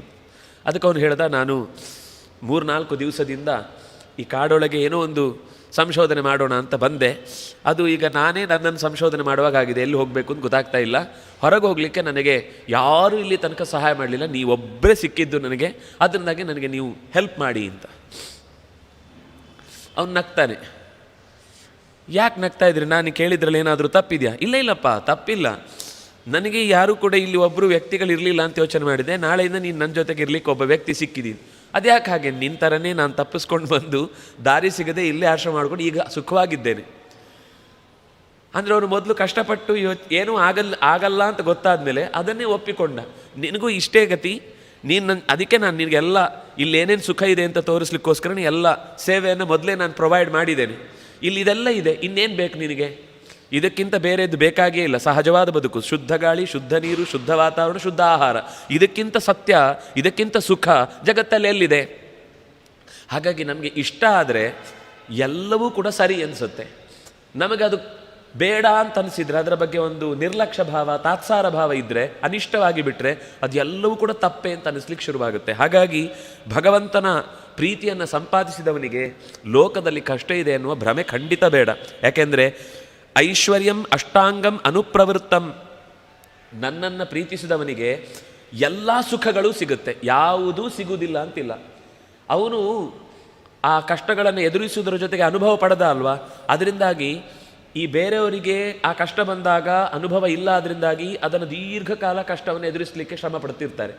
ಆದರೆ ಇವನಿಗೆ ಈಗಾಗಲೇ ಒಂದು ಸರ್ತಿ ಅನುಭವ ಆದ ಸಂಗತಿ ಆದ್ದರಿಂದಾಗಿ ಅವನು 10 ಹೆಜ್ಜೆ ಮುಂದೆ ಸಾಗ್ತಾ ಇರ್ತಾನೆ. ಅವನು ಬೇಗ ಅನುಭವದ ನಿಟ್ಟಿನಲ್ಲಿ ಹೆಚ್ಚಿನ ಗುರಿಯನ್ನು ಹೆಚ್ಚು ವೇಗವಾಗಿ ಹೆಚ್ಚು ಸಕಾರಾತ್ಮಕವಾಗಿ ಪಡ್ಕೊಳ್ತಾನೆ. ಅದರಿಂದಾಗಿ ಅವನು ಎಲ್ಲ ಸುಖಗಳನ್ನು ಹೊಂದುತ್ತಾನೆ. ಅದರಿಂದಾಗಿ ಅವನಿಗೆ ಎಲ್ಲ ಥರದ ಐಶ್ವರ್ಯ ಇದೆ, ಖಂಡಿತ ಅವನು ಕಷ್ಟವನ್ನು ಹೊಂದುವುದೇ ಇಲ್ಲ. ನನ್ನ ಲೋಕಗಳಲ್ಲೂ ಆತನಿಗೆ ಬೇಕಾದ ಸಂತೋಷವನ್ನು ಅವನು ಪಡೀತಾನೆ. ಅಂಥವರಿಗೆ ನ ಕರ್ಹಿ ಚಿತ್ತತ್ಪರ ಶಾಂತರೂಪಾ ನಂಕ್ಷ್ಯಂತಿ ಮೇ ನೋ ಅನಿಮಿಷೋ ಲೇಢಿಹೇತಿ ಯೇಷಾಮಹಂ ಪ್ರಿಯ ಆತ್ಮ ಸುತಶ್ಚ ಸಖಾ ಗುರು ಸುಹೃದೋ ದೈವಮಿಷ್ಟಂ. ಹಾಗೆ ಬಂದಂತೆ ಬದುಕನ್ನು ಸ್ವೀಕರಿಸಿ ಕಷ್ಟವೂ ಕೂಡ ನಿನ್ನದೇ ಒಂದು ದಾರಿಯ ಕುರುಹು ಅಂತ ಭಾವಿಸಿ, ಯಾಕೆಂದ್ರೆ ಒಂದು ಮಾತಿದೆ, ಯಸ್ಯಾನುಗ್ರಹಮಿಚ್ಛಾಮಿ ತಸ್ಯ ವಿತ್ತಂ ಹರಾಮ್ಯಹಂ, ಯಸ್ಯಾವಗ್ರಹಮಿಚ್ಛಾಮಿ ತಸ್ಯ ಚಿತ್ತಂ ಹರಾಮ್ಯಹಂ ಅಂತ. ಯಾರ ಮೇಲೆ ನಂಗೆ ಕೋಪ ಇದೆಯೋ ಅವ್ರ ತಲೆಯನ್ನು ಖಾಲಿ ಮಡಕೆ ಮಾಡುತ್ತೇನೆ ಅಂತ, ಅವರಲ್ಲಿರೋ ಬುದ್ಧಿಯನ್ನು ತೆಗೆದು ಬಿಡ್ತೇನೆ. ಯಾರ ಮೇಲೆ ನನಗೆ ತುಂಬ ಪ್ರೀತಿ ಇದೆಯೋ ಅವರ ಸುತ್ತ ಇರುವ ಸಂಪತ್ತನ್ನು ಸ್ವಲ್ಪ ಕಮ್ಮಿ ಮಾಡ್ತೇನೆ. ಯಸ್ಯ ಅನುಗ್ರಹಮಿಚ್ಛಾಮಿ ತಸ್ಯ ವಿತ್ತಂ ಹರಾಮ್ಯಹಂ. ಅವನ ದುಡ್ಡು ಅಂತಂದರೆ ತಾತ್ಕಾಲಿಕವಾದ ದುಡ್ಡು, ಶಾಶ್ವತವಾದ ದುಡ್ಡನ್ನು ಅಪಹರಿಸುವುದಿಲ್ಲ. ಅವನಿಗೆ ಈಗ ತಕ್ಷಣಕ್ಕೆ ಯಾವುದು ಸತ್ಯ ಅಂತನೋ ಹುಡುಕಾಟ ಶುರುವಾಗುತ್ತಾ ಆಗ ಅವನು ನನ್ನ ಕಡೆಗೆ ಯೋಚನೆ ಮಾಡ್ತಾನೆ. ಹೀಗೆ ನಹಕರಿಹಿಚಿತ್ ತತ್ಪರ ಮತ್ಪರಾಹ ಶಾಂತರೂಪಾ, ನನ್ನ ಪರವಾಗಿ ಯೋಚನೆ ಮಾಡಿದವರು ಬದುಕಿನಲ್ಲಿ ಏನು ಬಂದಾಗಲೂ ಅತ್ಯಂತ ಶಾಂತವಾಗಿ ಅದನ್ನು ಎದುರಿಸ್ತಾರೆ. ಅದರಿಂದಾಗಿ ಅವರು ಯಾವತ್ತೂ ಕೂಡ ಕಷ್ಟವನ್ನು ಹೊಂದುವುದಿಲ್ಲ. ನನ್ನನ್ನು ಪ್ರಿಯ, ಆತ್ಮ, ಸುತ, ಸಖ, ಗುರು, ಸುಹೃತ್ ಈ ಎಲ್ಲ ಸಂಬಂಧಗಳಲ್ಲೂ ನನ್ನನ್ನು ಕಾಣ್ತಾರೆ. ಒಬ್ಬ ಗೆಳೆಯ ಸಿಕ್ಕಿದರೆ ಭಗವಂತ ಗೆಳೆಯನ ರೂಪದಲ್ಲಿಯೇ ನನಗೆ ಇವನಲ್ಲಿ ಇದ್ದಾನೆ. ಒಬ್ಬ ಗುರು ಸಿಕ್ಕಿದರೆ ಭಗವಂತನೇ ಇವನಲ್ಲಿ ಗುರುವಾಗಿ ಸಿಕ್ಕಿದ್ದಾನೆ. ಒಬ್ಬ ಮಗ ಸಿಕ್ಕಿದರೆ ಭಗವಂತನೇ ಮಗನ ಪ್ರೀತಿಯನ್ನು ಇವನಲ್ಲಿ ನಿಂತು ಕೊಡ್ತಾ ಇದ್ದಾನೆ ಅಂತ. ಹೀಗೆ ನಮ್ಮ ಸುತ್ತ ಇರುವ ಎಲ್ಲ ಸ್ವತ್ತುಗಳಲ್ಲಿಯೂ ಭಗವಂತನೇ ನೇರವಾಗಿ ತನಗೆ ಏನು ನಮಗೆ ಸಹಾಯ ಮಾಡಬೇಕೋ ಅದನ್ನು ಈ ರೂಪದಿಂದ ಇದ್ದು ಮಾಡ್ತಾನೆ. ಯಾಕೆಂದರೆ ಅವರೇ ಸ್ವತಃ ಏನು ಮಾಡಲಿಕ್ಕೆ ಸಮರ್ಥರಲ್ಲ. ಯಾಕೆಂದರೆ ಹಾಗೆ ಮಾಡುವುದಿದ್ರೆ ಎಲ್ಲ ಥರದ ಸಮಸ್ಯೆಗಳನ್ನು ಅವರು ಪರಿಹರಿಸಬೇಕಿತ್ತು. ಆಗುವುದಿಲ್ಲ. ಕೆಲವೊಂದು ಆಗುತ್ತೆ, ಕೆಲವೊಂದು ಆಗದೆ ಹೋಗುತ್ತೆ. ಅಂದಾಗಿ ತಾಯಿ ರೂಪದಲ್ಲಿ, ತಂದೆಯ ರೂಪದಲ್ಲಿ, ಗುರುಗಳ ರೂಪದಲ್ಲಿ, ಸಖ ಗೆಳೆಯರ ರೂಪದಲ್ಲಿ, ಮಕ್ಕಳ ರೂಪದಲ್ಲಿ, ಬಂಧುಗಳ ರೂಪದಲ್ಲಿ, ಮಿತ್ರರ ರೂಪದಲ್ಲಿ, ಹೀಗೆ ಎಲ್ಲ ಸಂಬಂಧಗಳನ್ನೂ ಭಗವಂತನೇ ನಿಂತು ಅಲ್ಲಿಂದ ನಮಗೆ ಪ್ರಿಯ ಅನ್ನುವ, ಆತ್ಮೀಯ ಅನ್ನುವ ನೆಪದಲ್ಲಿ ನಮ್ಮ ಸಮಸ್ಯೆಗಳನ್ನು ಪರಿಹರಿಸ್ತಾನೆ. ಇಷ್ಟಂ, ಅದೇ ದೈವಂ. ಹಾಗ ಆ ಚಿಂತನೆ ಇದ್ದದ್ರಿಂದಲೇ ಭಗವಂತನನ್ನು ನಾವು ಮಿತ್ರ ಅಂತ, ತಾಯಿ, ತಂದೆ ಇತ್ಯಾದಿ ಸಂಬಂಧಗಳಲ್ಲಿ ಕಾಣುವುದರಿಂದಾಗಿ ಆ ಸಂಬಂಧಗಳಿಂದ ಉಂಟಾದ ಋಣಗಳನ್ನು ನಾವು ನೇರ ತೀರಿಸಲಿಕ್ಕಾಗದೇ ಇದ್ದರೂ ಭಗವಂತನನ್ನು ಆ ಸ್ಥಾನದಲ್ಲಿ ಕಂಡದ್ರಿಂದ ಎಲ್ಲ ರೀತಿಯ ಸಂಬಂಧಗಳು ಭಗವಂತ ನಿರ್ವಹಿಸ್ತಾನೆ ಅನ್ನುವ ಕಾರಣಕ್ಕೆ ಆ ಋಣಗಳೆಲ್ಲ ಕಮ್ಮಿ ಆಗ್ತಾ ಬರುತ್ತೆ. ತೀರಿಸಲಿಕ್ಕಾಗತ್ತೆ ಅಂತ ಹೇಳಿದ್ದಲ್ಲ, ಆದರೆ ಭಗವಂತನ ಎಚ್ಚರ ಇದ್ದದ್ರಿಂದ ಆ ಕರ್ತವ್ಯದಲ್ಲಿ ನಮಗೆ ಭಗವಂತನಿಗೆ ನಾವು, ಯಾಕೆಂದರೆ ಒಂದು ಮಾತಿದೆ ಏನು ಅಂದರೆ, ಎಲ್ಲ ದೇವತೆಗಳನ್ನು ನಾವು ಲೆಕ್ಕ ಹಿಡಿದು ಪೂಜಿಸಲಿಕ್ಕಾಗೋದಿಲ್ಲ. ಎಲ್ಲ ಸಂಬಂಧಗಳಿಗೂ ನ್ಯಾಯವನ್ನು ಒದಗಿಸಲಿಕ್ಕೆ ಕಷ್ಟ ಆಗುತ್ತೆ. ಎಲ್ಲ ಮಿತ್ರರು, ಎಷ್ಟೋ ಜನ ಸಹಾಯ ಮಾಡಿದವರು ಇರ್ತಾರೆ, ಆದರೆ ಎಲ್ಲರಿಗೂ ನಾವು ಪ್ರತಿಯಾಗಿ ಉಪಕಾರ ಮಾಡಲಿಕ್ಕಾಗದೇ ಇರಬಹುದು. ಅಂತಹ ಸಂದರ್ಭದಲ್ಲಿ ಭಗವಂತ ಮಿತ್ರನ ರೂಪದಲ್ಲಿ, ಬಂಧುವಿನ ರೂಪದಲ್ಲಿ, ತಾಯಿ, ತಂದೆ, ಹೀಗೆ ಈ ಎಲ್ಲ ರೂಪಗಳಲ್ಲಿ ಅವನಿದ್ದಾನೆ ಅಂತ ಚಿಂತಿಸಿದರೆ ಆ ಎಲ್ಲ ತಾಯಿಯರಲ್ಲಿ, ಆ ಎಲ್ಲ ತಂದೆಯರಲ್ಲಿ, ಆ ಎಲ್ಲ ಮಿತ್ರರಲ್ಲಿ, ಆ ಎಲ್ಲ ಬಂಧುಗಳಲ್ಲಿ, ಆ ಎಲ್ಲ ದೇವತೆಗಳಲ್ಲಿ ನೆಲೆಸಿದವನೊಬ್ಬನೇ. ಆದ್ದರಿಂದಾಗಿ ಅಲ್ಲಿ ಅವನು ತೃಪ್ತನಾದ ಅಂದರೆ ಅವರಿಗೆ ಸಂಬಂಧಪಟ್ಟ ನಮ್ಮ ಏನೇನು ಬ್ಯಾಲೆನ್ಸ್ ಇತ್ತು ಅದು ತನ್ನಿಂದ ತಾನೇ ಪರಿಹೃತವಾಗ್ತಾ ಹೋಗುತ್ತೆ. ಆದರೆ ಭಗವಂತನಿಗೆ ಮಾಡುವ ವಿಷಯದಲ್ಲಿ ನಾವು ಒಂದು ಕಡೆ ನೆನಪಿಸಿ ಆಯಿತು ಋಣ ಹೋಯಿತು ಅಂತಲ್ಲ. ನಮಗೆ ಆ ಸಂಬಂಧದಿಂದ ಎಲ್ಲಿ ಸಾಧ್ಯವೋ ಅಷ್ಟನ್ನು ನಾವು ಕೃತಜ್ಞತೆಯನ್ನು ಅರ್ಪಿಸಲಿಕ್ಕೆ ಪ್ರಯತ್ನ ಮಾಡಿದಷ್ಟು ಭಗವಂತನ ಸಂಬಂಧ ಹೆಚ್ಚುತ್ತಾ ಹೋಗುತ್ತೆ. ಎಲ್ಲರ ವ್ಯಕ್ತಿ ಜೊತೆಗೆ ನಮಗೆ ಸಂಬಂಧ ಇದೆ, ಆದರೆ ಆ ಸಂಬಂಧದಿಂದ ಪ್ರೀತಿ ಜಾಸ್ತಿ ಆಗೋದು ಭಗವಂತನಲ್ಲಿ. ಯಾಕೆಂದರೆ ಇದು ಕೂಡ ತಾತ್ಕಾಲಿಕವಾದ ಸಂಬಂಧ. ಇದು ದೀರ್ಘಕಾಲ ಅಂತಂದರೆ ಒಂದು ಜನ್ಮಕ್ಕೆ ದೇಹ ಇರುವ ತನಕ ಆಯಿತು. ನೆಕ್ಸ್ಟ್ ಕಸ್ಮಿನ್ ಜನ್ಮನ್ನಮಿ ಬ್ರಹ್ಮನ್ ಮಾತರೋ ಪಿತರೋ ಸ್ಮೃತಾ. ಯಾವ ಜನ್ಮದ ತಂದೆ, ಯಾವ ಜನ್ಮದ ತಾಯಿಯನ್ನತ್ತ ನಾವು ಪ್ರತಿ ಸರ್ತಿ ಹುಡ್ಕೊಂಡು ಹೋಗಬೇಕು ಋಣ ತೀರಿಸಲಿಕ್ಕೆ. ಹಾಗಾದರೆ ತಂದೆ ತಾಯಿಗಳ ಸ್ಥಾನದಲ್ಲಿ ನಿಂತ ಭಗವಂತನ ಋಣವನ್ನೇ ನಾವು ತಾಯಿ ಋಣ, ತಂದೆ ಋಣ, ಪಿತೃಗಳ ಋಣ, ಪಿತಾಮಹರ ಋಣ, ಬಂಧುಗಳ ಋಣ, ಮಿತ್ರ ಋಣ, ಗುರುಗಳ ಋಣ ಇತ್ಯಾದಿಗಳಿಂದ ನಾವು ಕರೆಯುವಂಥದ್ದು. ಈ ಎಲ್ಲ ಸ್ಥಾನದಲ್ಲಿರುವ ಭಗವಂತನನ್ನು ನಾವು ಅದೇ ಸ್ಥಾನದಿಂದ ಪ್ರೀತಿಸಿದರೆ ಆ ಎಲ್ಲ ಬಂಧಗಳು ಕೂಡ ಮುಕ್ತವಾಗಿ ಭಗವಂತನ ಬಂಧವೇ ಗಟ್ಟಿಯಾಗ್ತಾ ಹೋಗುತ್ತೆ. ನಾನ್ಯತ್ರ ನದ್ಭಗವತಃ ಪ್ರಧಾನ ಪುರುಷೇಶ್ವರಾತ್ ಆತ್ಮನಃ ಸರ್ವಭೂತಾನಾಂ ಭಯಂ ತೀವ್ರಂ ನಿವರ್ತತೆ.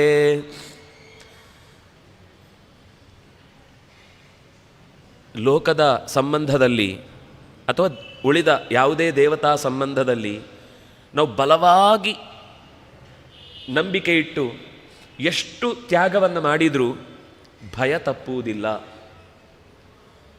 ಆದರೆ ಎಲ್ಲ ಸಂಬಂಧಗಳ ಜೊತೆಗಿದ್ದೂ ಕೂಡ ಆ ಸಂಬಂಧವನ್ನು ಕಲ್ಪಿಸಿದ ಭಗವಂತನ ಎಚ್ಚರವನ್ನು ನಾವು ಹೊಂದಿ ಆ ಪ್ರೀತಿಯನ್ನು ನಾವು ಸಂಪಾದಿಸಿದ್ದು ಅಥವಾ ಆ ಪ್ರೀತಿಯನ್ನು ನಾವು ಕೊಟ್ಟದ್ದಾದರೆ ಭಯಂ ತೀವ್ರಂ ನಿವರ್ತತೆ, ಸಾಂಸಾರಿಕ ಭಯ ಅನ್ನೋದು ದೂರವಾಗುತ್ತೆ.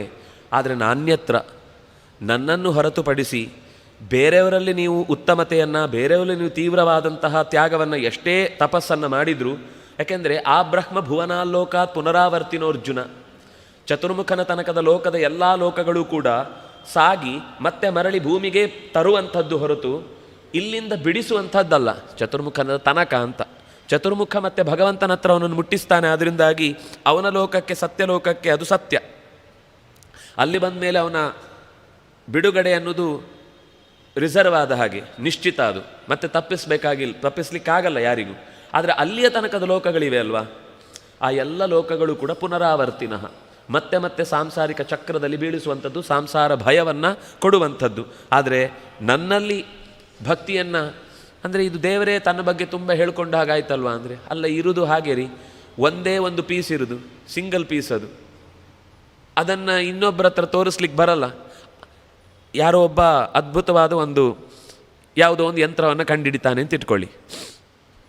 ಅವನು ಅದನ್ನು ಒಂದು ಸರ್ತಿ ನಿಮಗೆ ಪ್ರಯೋಗದ ಮೂಲಕ ತೋರಿಸಿಕೊಡಬೇಕು. ಅವನು ಮಾಡೋದು ಕೆಲಸ, ಅದರ ಬಗ್ಗೆ ಅವನು ಯಾಕೆ ಹೇಳಬೇಕು? ಅವನೇ ಮಾಡಿದವನಾದ್ರಿಂದಾಗಿ ಅದರ ಬಗ್ಗೆ ಸರಿಯಾಗಿ ಹೇಳಬೇಕಾದವನವನೇ. ಜಗತ್ತನ್ನು ನಿರ್ಮಾಣ ಮಾಡಿದವನಾದ್ರಿಂದಾಗಿ ಅವನೇ ಅದರ ಪರಿಚಯವನ್ನು ಕೊಡಬೇಕು. ಅದರಿಂದಾಗಿ ಅವನು ಪ್ರಪಂಚದ ಅಶಾಶ್ವತತೆಯನ್ನು ಮತ್ತು ತನ್ನ ನಿತ್ಯತ್ವವನ್ನು ಎರಡನ್ನೂ ಪರಿಚಯ ಮಾಡಬೇಕು. ನಾನು ಇದನ್ನು ಯಾಕೆ ಮಾಡಿದೆ ಅಂದರೆ ಅಂತ ಅವನು ಸಮಸ್ಯೆ ಹೇಳ್ತಾನೆ ಮಾಡಿದವನು. ಹಾಗೆ ಭಗವಂತ ತನ್ನ ಪರಿಚಯ ಕೊಡದೆ, ಪ್ರಪಂಚದ ಪರಿಚಯವನ್ನು ಕೊಡದೆ ಬೇರೆಯವರು ಯಾರು ಕೊಟ್ಟರು ಅದು ಅಪೂರ್ಣವೇ. ಯಾಕೆಂದರೆ ಅವರು ಕೂಡ ಅದರಲ್ಲಿ ಒಂದು ಭಾಗ ಹೊರತು ಅವರು ಅದರ ಆಚೆಗಿರೋರಲ್ಲ. ಅಂದಾಗಿ ಭಗವಂತ ಮೈ ಅನನ್ಯೇನ ಯೋಗೇನ, ನನ್ನಲ್ಲಿ ಅನನ್ಯವಾದ ಭಕ್ತಿಯನ್ನು ಮಾಡಿದಾಗಲೇ ಈ ಬಿಡುಗಡೆಯನ್ನು ಹೊಂದಲಿಕ್ಕೆ ಸಾಧ್ಯ ಅಂತ ಹೇಳ್ತಾ ಇರುವ ಉದ್ದೇಶ ಏನು ಅಂದರೆ, ಬಿಡುಗಡೆ ಹೊಂದಬೇಕು ಅಂತನ್ನುವ ಬಯಕೆಯುಳ್ಳ ಭಕ್ತನಿಗೆ ಸರಿಯಾದ ದಾರಿ ತೋರಬೇಕಾದವರಲ್ಲಿ ಒನ್ ಆ್ಯಂಡ್ ಓನ್ಲಿ ಪೀಸ್ ಅದು ಭಗವಂತ ಒಬ್ಬನೇ. ಅದನ್ನಾಗ ಅವನೇ ಹೇಳಬೇಕಾಗತ್ತೆ, ಅವನೇ ಅದರ ಪರಿಚಯವನ್ನು ಮಾಡಿಕೊಡ್ತಾನೆ. ಮ್ಯಾನುವಲ್ ಅಂತ ಇರುತ್ತಲ್ವ, ಯಾಕೆ ಕೊಡ್ತಾರ ಅದರ ಒಟ್ಟಿಗೆ? ಅದು ಏನು ಇಲ್ಲ, ಸುಮ್ಮನೆ ಯಂತ್ರ ತಂದು ಮನೇಲಿಟ್ಟು, ನಮ್ಮಲ್ಲಿ ಇಂಥದ್ದೊಂದು ಯಂತ್ರ ಇದೆ, ಅದನ್ನೇನು ಮಾಡ್ತಿದ್ದೀರಿ? ನಮ್ಮಲ್ಲೂ ಎಷ್ಟೋ ಸರ್ತಿ ಹಾಗೆ ಆಗುತ್ತೆ. ನಮ್ಮ ಹತ್ರ ಫೋನ್ ಇರುತ್ತೆ, ಅದು ಸುಮ್ಮನೆ ನಾವು ಫೋನು ಯಾವುದೋ ಒಂದು ಮೆಸೇಜ್ ಮಾಡಲಿಕ್ಕೆ ಇರುತ್ತೆ ಬಿಟ್ಟರು ಅದರಲ್ಲಿ 1000 ಥರದ ಏನೇನೋ ಅಪ್ಲಿಕೇಶನ್ಗಳಿರ್ತವೆ. ನಮ್ಗೆ ಅದನ್ನು ಒಮ್ಮೆ ನೋಡಿಯೂ ಗೊತ್ತಿರಲ್ಲ, ಮುಟ್ಟಿಯೂ ಗೊತ್ತಿರಲ್ಲ. ಆದರೆ ನಮ್ಮ ಹತ್ರ ಹೇಳ್ಕೊಳ್ಳಿಕ್ಕೆ ದೊಡ್ಡ ಫೋನ್ ಇದೆ ಅಂತ ಹೇಳ್ಕೊಳ್ಳಿಕ್ಕೆ ಇದ್ದ ಹಾಗೆ. ಅದರಲ್ಲಿ ಸುಮ್ಮನೆ ಎಷ್ಟೋ ವಿಷಯಕ್ಕೆ ವ್ಯರ್ಥವಾಗಿರುತ್ತೆ. ನಮಗೆ ಬೇಕಾದದ್ದು ಬರೀ ಮಾತುಕತೆ ಇಷ್ಟೇ ಆಗಿದ್ದರೆ ಸಾಧಾರಣವಾದದ್ದೇ ಸಾಕಾಗ್ತಿತ್ತು. ಆದರೆ ನಮಗೆ ಏನು ಅಂದರೆ ಅದು ಇರಬೇಕು ನಮ್ಮ ಕೈಯಲ್ಲಿ, ಎಲ್ಲರೂ ನೋಡ್ತಾರೆ, ಅಯ್ಯೋ ನಿಮ್ಮ ಹತ್ರ ಇಂಥ ಫೋನಾ ಅಂತ ಕೇಳ್ತಾರೆ ಅನ್ನುವ ಒಂದು ಸಣ್ಣ ಪ್ರತಿಷ್ಠೆಗೋಸ್ಕರ ವ್ಯರ್ಥವಾಗಿದ್ರೂ ಅದನ್ನು ಹಿಡ್ಕೊಂಡು ಕೂಡ್ತಿರ್ತೇವೆ. ಆದರೆ ಸ್ವಲ್ಪ ಉಪಯೋಗಿಸಲಿಕ್ಕೆ ಗೊತ್ತಿದ್ದವನಿಗೆ ಆ ಮ್ಯಾನ್ಯುವಲ್ ತೆಗೆದು ನೋಡ್ತಾನೆ, ಇನ್ನೇನೇನು ಇದರಲ್ಲಿ ಉಪಯೋಗ ಇದೆ ಅಂದರೆ ಸಾಧಕನಾದವನು ಪ್ರಪಂಚದಲ್ಲಿ ಏನೇನು ಅದ್ಭುತ ಇದೆ ಹುಡುಕಬೇಕು ಅಂತ ಅವನು ಹೊರಡ್ತಾನೆ. ಆಗ ಮ್ಯಾನ್ಯುವಲ್ ಈ ಭಾಗವತ, ಭಗವದ್ಗೀತೆ, ಮಹಾಭಾರತ ಇತ್ಯಾದಿಗಳೆಲ್ಲ ಅವನೇ ಹೇಳಿದ ಅನೇಕ ಜಗತ್ತಿನ ಮತ್ತು ತನ್ನ ನಡುವಿನ ಸಂಬಂಧದ ಪರಿಚಯವನ್ನು ಕೊಡುವಂಥದ್ದು. ಹಾಗಾಗಿ ಪ್ರತಿಯೊಂದು ಸಂಗತಿಯೂ ಕೂಡ ನೇರವಾಗಿ ನಮಗೆ ತಿಳಿಲಿಕ್ಕೆ ಸಾಧ್ಯ ಆಗುವುದು ಭಗವಂತನಿಂದ ಮಾತ್ರ. ಅದನ್ನಾಗಿ ಅವನು ತನ್ನ ಬಗ್ಗೆ ಹೇಳಿದ ಹಾಗೆ ಕಾಣುತ್ತೆ. ಮದ್ಭಯಾದ್ವಾತಿವಾತೋಯಂ, ವೇದಗಳಲ್ಲಿ ಭೀಷಾಸ್ಮಾದ್ವಾತಃ ಪವತೆ ಭೀಷೋದೇತಿ ಸೂರ್ಯ ಅಂತ ಒಂದು ಮಾತಿದೆ. ಅದರ ಯಥಾವತ್ತಾದ ಅನುವಾದವನ್ನು ಕಪಿಲ ಮಹರ್ಷಿ ಇಲ್ಲಿ ಮಾಡ್ತಾ ಹೇಳ್ತಾನೆ, ಮದ್ಭಯಾದ್ವಾತಿವಾತೋಯಂ. ವಾತ ಅಂದರೆ ಗಾಳಿ. ನನ್ನ ಮೇಲಿನ ಪ್ರೀತಿಯಿಂದ ನಮ್ಮಲ್ಲಿ ಒಂದು ಭಯ ಅಂತಿದೆ, 2 ಥರದ ಭಯ ಇದೆ. ಹೊಡಿತಾರೆ ಬಡಿತಾರೆ ಅಂತ ಒಂದು ಭಯ ಇರುತ್ತೆ, ಅದು ಬಿಟ್ಟು ಇನ್ನೊಂದು ಭಯ ಇದೆ. ಅವರು ಹೊಡೆಯೋರು ಬಡಿಯೋರಲ್ಲ, ಆದರೆ ಅವ್ರ ಮಾತು ನಡೆಸದೇ ಇದ್ದರೆ ಯಾಕೋ ಮನಸ್ಸಿನಲ್ಲಿ ಕಿರಿಕಿರಿ ಆಗ್ತಾ ಇರುತ್ತೆ, ಬೇಜಾರಾಗುತ್ತೆ ಅವರಿಗೆ ಅನ್ನುವ ಭಯ. ಇದು ಭಯಭಕ್ತಿ ಅಂತ ಒಂದು ಶಬ್ದ ಬಳಸ್ತೇವಲ್ಲ, ಆ ಭಯದಿಂದ ದೇವತೆಗಳು ಭಗವಂತನ ಕಾರ್ಯದಲ್ಲಿ ತಮ್ಮನ್ನು ಪೂರ್ತಿಯಾಗಿ ತೊಡಗಿಸಿಕೊಳ್ತಾರೆ. ವಾತಃ ಅಯಂ ಮದ್ಭಯಾದ್ವಾತಿ, ವಾಯು ಗಾಳಿ ಜಗತ್ತಿನುದ್ದಕ್ಕೂ ಹರಿದಾಡ್ತಾನೆ ನನ್ನ ಮೇಲಿನ ಪ್ರೀತಿಯಿಂದ, ನನ್ನ ಮೇಲಿನ ಭಯದಿಂದ. ಸೂರ್ಯಸ್ತಪತಿ ಮದ್ಭಯಾತ್, ಯಾವತ್ತಾದರೂ ಸೂರ್ಯೋದಯ ಇಷ್ಟೊತ್ತಿಗಾಗತ್ತೆ ಅಂತ ಪಂಚಾಂಗದಲ್ಲಿ ಇದ್ದ ಸಮಯ ಹೆಚ್ಚು ಕಮ್ಮಿ ಆಗೋದು ನೋಡಿದ್ದೀರಾ? ಕಾಲಕ್ಕೆ ಸರಿಯಾಗಿ ಆ ಸೂರ್ಯೋದಯ ಸೂರ್ಯಾಸ್ತಗಳಾಗ್ತವೆ. ನಮಗೆ ಸೂರ್ಯೋದಯ ಸೂರ್ಯಾಸ್ತಗಳು ನಮ್ಮ ವ್ಯತ್ಯಾಸದಿಂದ ಹೆಚ್ಚು ಕಮ್ಮಿ ಆಗೋದು. ಯಾಕೆಂದ್ರೆ ನಮಗೆ ಅವನು ಎದ್ದ ಮೇಲೇ ಹೇಳೋದು ಅಂತ ನಾವು ಪ್ರತಿಜ್ಞೆ ಮಾಡಿಯೇ ಮಲ್ಕೊಂಡಿರ್ತೇವೆ. ಆದರೆ ಅವನು ಯಾವತ್ತೂ ತಡ ಮಾಡುವುದು ಅಂತಿಲ್ಲ. ವರ್ಷತೀಂದ್ರ ದಹತ್ಯಗ್ನಿ ಮೃತ್ಯುಶ್ಚರತಿ ಮದ್ಭಯಾತ್. ಬೆಂಕಿ ಸುಡತ್ತೆ, ನಾವು ನೇಚರ್ ಅಂತೀವಿ, ಶಾಸ್ತ್ರ ಪ್ರಕೃತಿ ಎನ್ನುತ್ತೆ. ಪ್ರಕೃತಿ ಅನ್ನೋ ಶಬ್ದದಲ್ಲಿ ಉತ್ತರ ಇದೆ, ನೇಚರ್ ಅನ್ನೋ ಶಬ್ದದಲ್ಲಿ ಉತ್ತರ ಇಲ್ಲ. ಯಾಕೆಂದ್ರೆ ಅದು ನೇಚರ್ ಅಷ್ಟೇ, ಸ್ಪೆಲ್ಲಿಂಗ್ ಹೇಳ್ಬೋದು ಅಷ್ಟೇ. ಪ್ರಕೃತಿ ಅಂದರೆ ಪ್ರಕೃಷ್ಟವಾದ ಕೃತಿ, ಅದು ಅವನದ್ದೇ ಸೃಷ್ಟಿ, ಅವನದ್ದೇ ಪ್ರಕೃತಿ, ಪ್ರಕೃಷ್ಟವಾದ ಕೃತಿ, ಅದು ಅವನದ್ದೇ ಸಾಮರ್ಥ್ಯದಿಂದ ಹುಟ್ಟಿ ಬಂದದ್ದಾದ್ರಿಂದ ಅವನಿಗೆ ಅನುಗುಣವಾಗಿ ನಡೆಯುತ್ತೆ. ಭಯಾದಗ್ನಿಸ್ತಪತಿ ಅಷ್ಟೇ ಅಲ್ಲ, ಭಯಾದಿಂದ್ರ ವರ್ಷತಿ. ಇಂದ್ರ ಮಳೆಯ ದೇವತೆಯಾಗಿ ಕಾಲಕಾಲಕ್ಕೆ ಸರಿಯಾದ ಮಳೆಯನ್ನು ಕೊಡ್ತಾನೆ. ಅದು ನಮಗೆ ಕೃಷ್ಣನ ಅವತಾರದ ಕಾಲದಲ್ಲಿ ಗೋವರ್ಧನ ಪರ್ವತದ ಕಥೆಯಲ್ಲಿ ಗೊತ್ತಿದೆ. ಇನ್ನು ಮದ್ಭಯಾತ ಮೃತ್ಯು ಚರತಿ. ಎಲ್ಲ ಪ್ರಾಣವನ್ನು ಕೂಡ ಸೆಳೆದೊಯ್ಯುವುದಕ್ಕೆ ಯಮ ಎಲ್ಲ ಕಡೆಗೆ ಚಲಿಸ್ತಾ ಇರ್ತಾನೆ, ನನ್ನ ಆದೇಶದಿಂದಲೇ ಮಾಡ್ತಾ ಇರ್ತಾನೆ. ಅವನಿಗೇನು ಯಾರ ಮೇಲೂ ಕೋಪ ಇಲ್ಲ, ಯಾರ ಮೇಲೂ ದ್ವೇಷ ಇಲ್ಲ. ಏನ್ರಿ ಯಮ ಎಂಥ ಕೆಟ್ಟವನು, ಇಷ್ಟು ಬೇಗ ಕರ್ಕೊಂಡು ಹೋಗಬೇಕಿತ್ತ, ಇನ್ನೂ 45-50 ಎಷ್ಟು ಒಳ್ಳೆಯ ವ್ಯಕ್ತಿಯಾಗಿದ್ದ ಅಂತ ನಮಗೆ ಎಷ್ಟೋ ಜನರ ಸಾವಿಗೆ ಮರುಗುವಾಗ ಯಮನನ್ನು ಬಾಯಿಗೆ ಬಂದಾಗ ನಾವು ಬೈತೇವೆ. ಆದರೆ ಅವನು ಕೂಡ ಒಂದು ತೊಗಲು ಗೊಂಬೆ. ಭಗವಂತ ಅವನ ಮೃತ್ಯುವಿನ ಕಾಲ ಬಂತು ಅಂತಂದಾಗ ಕರ್ಕೊಂಡು ಬಾ ಅಂತ ಹೇಳ್ತಾನೆ, ಕರ್ಕೊಂಡು ಬರ್ತಾನೆ. ಅವನಿಗೆ ಬೇರೆ ಆಪ್ಷನ್ ಇಲ್ಲ. ಹಾಗಾಗಿ ಅವನು ಕೂಡ ಯಾಕೆ ಮಾಡ್ತಾನೆ, ಭಗವಂತನ ಸಂಕಲ್ಪ ಅಂತ ಇಟ್ಕೊಳ್ಳಿ. ಭಗವಂತನಾದರೂ ಯಾಕೆ ಮಾಡ್ತಾನೆ, ಹಾಗಾದರೆ ಅವನನ್ನು ಬೈಬಾರ್ದು, ದೇವರನ್ನು ಬೈಬೇಕು. ಹಾಗೆ ಹೇಳ್ತಾರೆ, ಅವನು ಕೂಡ ಯಾವುದನ್ನು ತನ್ನ ಇಷ್ಟಕ್ಕೆ ತಕ್ಕ ಹಾಗೆ ಮಾಡುವುದಲ್ಲ, ಅವನ ಕರ್ಮದ ಪ್ರಭಾವ ಇದ್ದದ್ದೇ ಅಷ್ಟು, ಅವನ ಬದುಕಿನ ಆಯುಷ್ಯದ ಗುರಿ ಇದ್ದದ್ದೇ ಅಷ್ಟನ್ನು ಮುಗಿಸಿದ ಮೇಲೆ ಯಾರನ್ನು ಉಳಿಸ್ಲಿಕ್ಕಾಗೋದಿಲ್ಲ. ತರುವಾಗಲೇ ಅದರ ಮರಣದ ದಿನಾಂಕವೂ ಗೊತ್ತಾಗಿರುತ್ತೆ, ಮ್ಯಾನುಫ್ಯಾಕ್ಚರಿಂಗ್ ಡೇಟ್ ಜೊತೆಗೆ ಎಕ್ಸ್ಪೈರಿ ಡೇಟು ಫಿಕ್ಸ್ ಆಗಿರುತ್ತೆ. ನಮಗದು ವಸ್ತುವಿನಲ್ಲಿ ಹೇಗೆ ಒಪ್ಕೊಳ್ತೀವೋ ವ್ಯಕ್ತಿಯಲ್ಲೂ ಹಾಗೇನೆ ಅದನ್ನು ಯಾರೂ ತಪ್ಪಿಸ್ಲಿಕ್ಕಾಗೋದಿಲ್ಲ. ನಮಗೆ ಅನ್ನಿಸ್ಬೋದು ಇನ್ನೂ ಸ್ವಲ್ಪ ದಿವಸ ಇದ್ದರೆ ಚೆನ್ನಾಗಿತ್ತು, ಎಷ್ಟು ಚೆನ್ನಾಗಿ ಆರೋಗ್ಯವಂತರಾಗಿದ್ದರು, ಇನ್ನೇನೋ ಇತ್ತು, ಇನ್ನೇನು. ಕೆಲವರು ಇನ್ನೂ ಎಷ್ಟು ಹಾಳಾಗಿ ಬಿದ್ದೋಗ್ತಾ ಇದ್ದಾರೆ ಅಂತಂದರೂ ಇನ್ನೂ ಆರಾಮಾಗಿ ಪಾಪಿ ಚಿರಾಯುವನ್ನು ಹಾಗೆ ಬದುಕಿಯೇ ಇರ್ತಾರೆ. ಆದರೆ ನಮ್ಗೆ ಅನ್ನಿಸ್ತಾ ಇರುತ್ತೆ. ಆದರೆ ಯಮನು ಆ ಕೂಡಲೇ ದುರುಳರವರು ಅವರನ್ನು ಬೇಗ ಕರ್ಕೊಂಡು ಹೋಗ್ತೇನೆ ಅಂತ ನಾವು ಶಾಪ ಹಾಕಿದ ತಕ್ಷಣ ಕರ್ಕೊಂಡು ಹೋಗಲ್ಲ ಅವನು.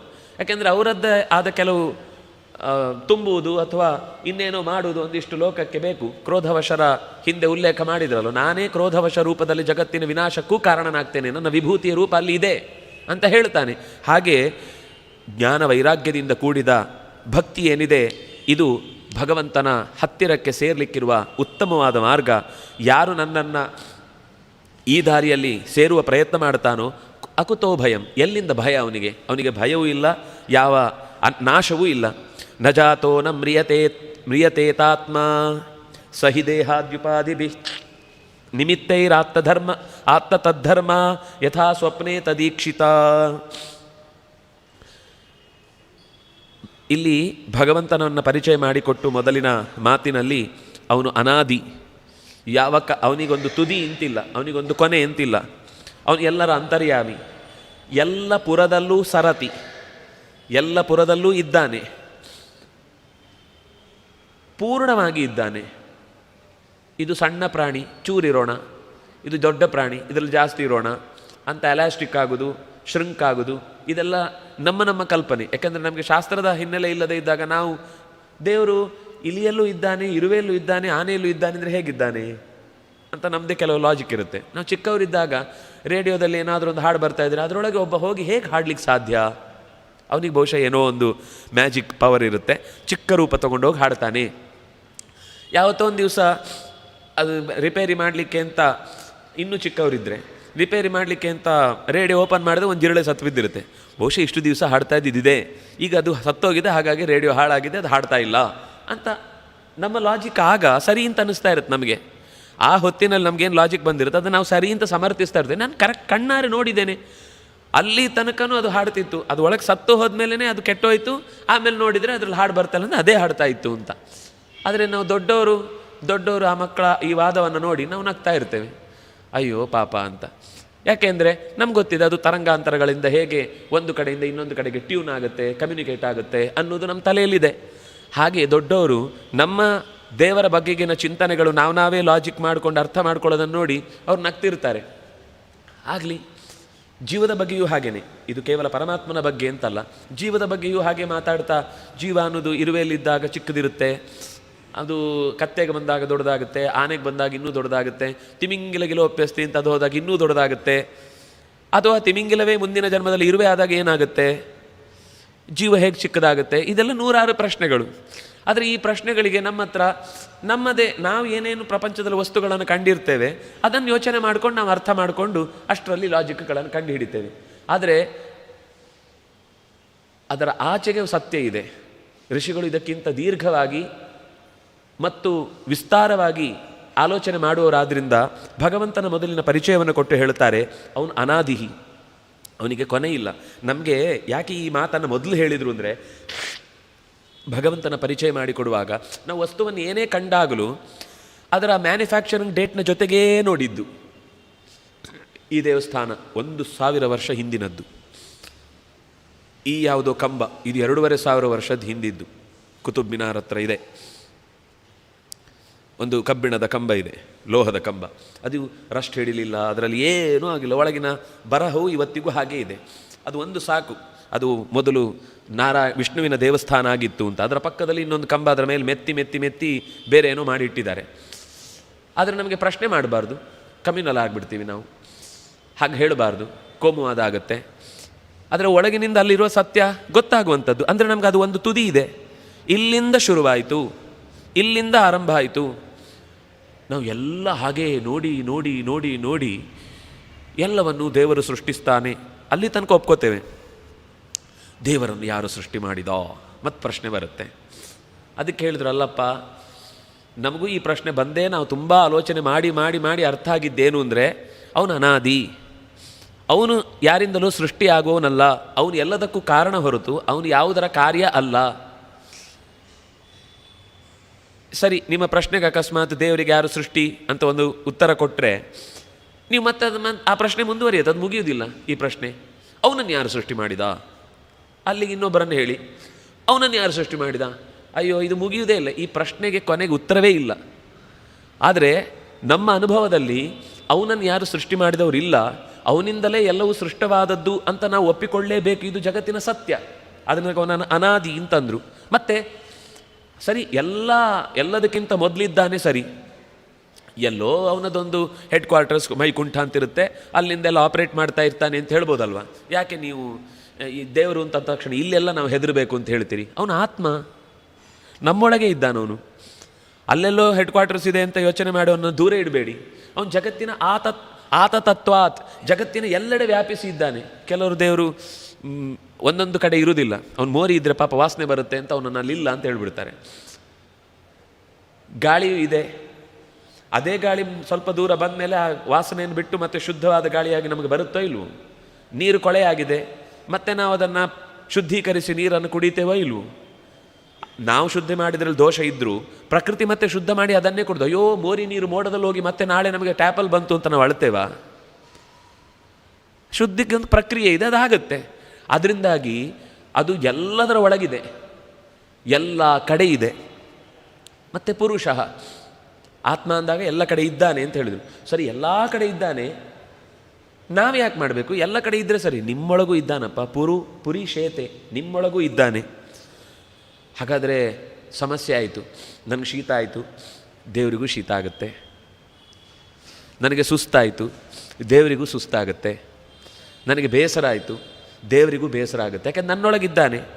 ಈಗ ಈ ಒಂದು ಮನೆಯೊಳಗೆ ಯಾರೋ ವಾಸ ಮಾಡ್ತಾ ಇದ್ದಾಗ ಬೆಂಕಿ ಬಿದ್ದರೆ ಏನಾಗುತ್ತೆ? ಆ ಮನೆಯೊಳಗೆ ಇದ್ದವನು ಸುಟ್ಟೋಗ್ತಾನೆ.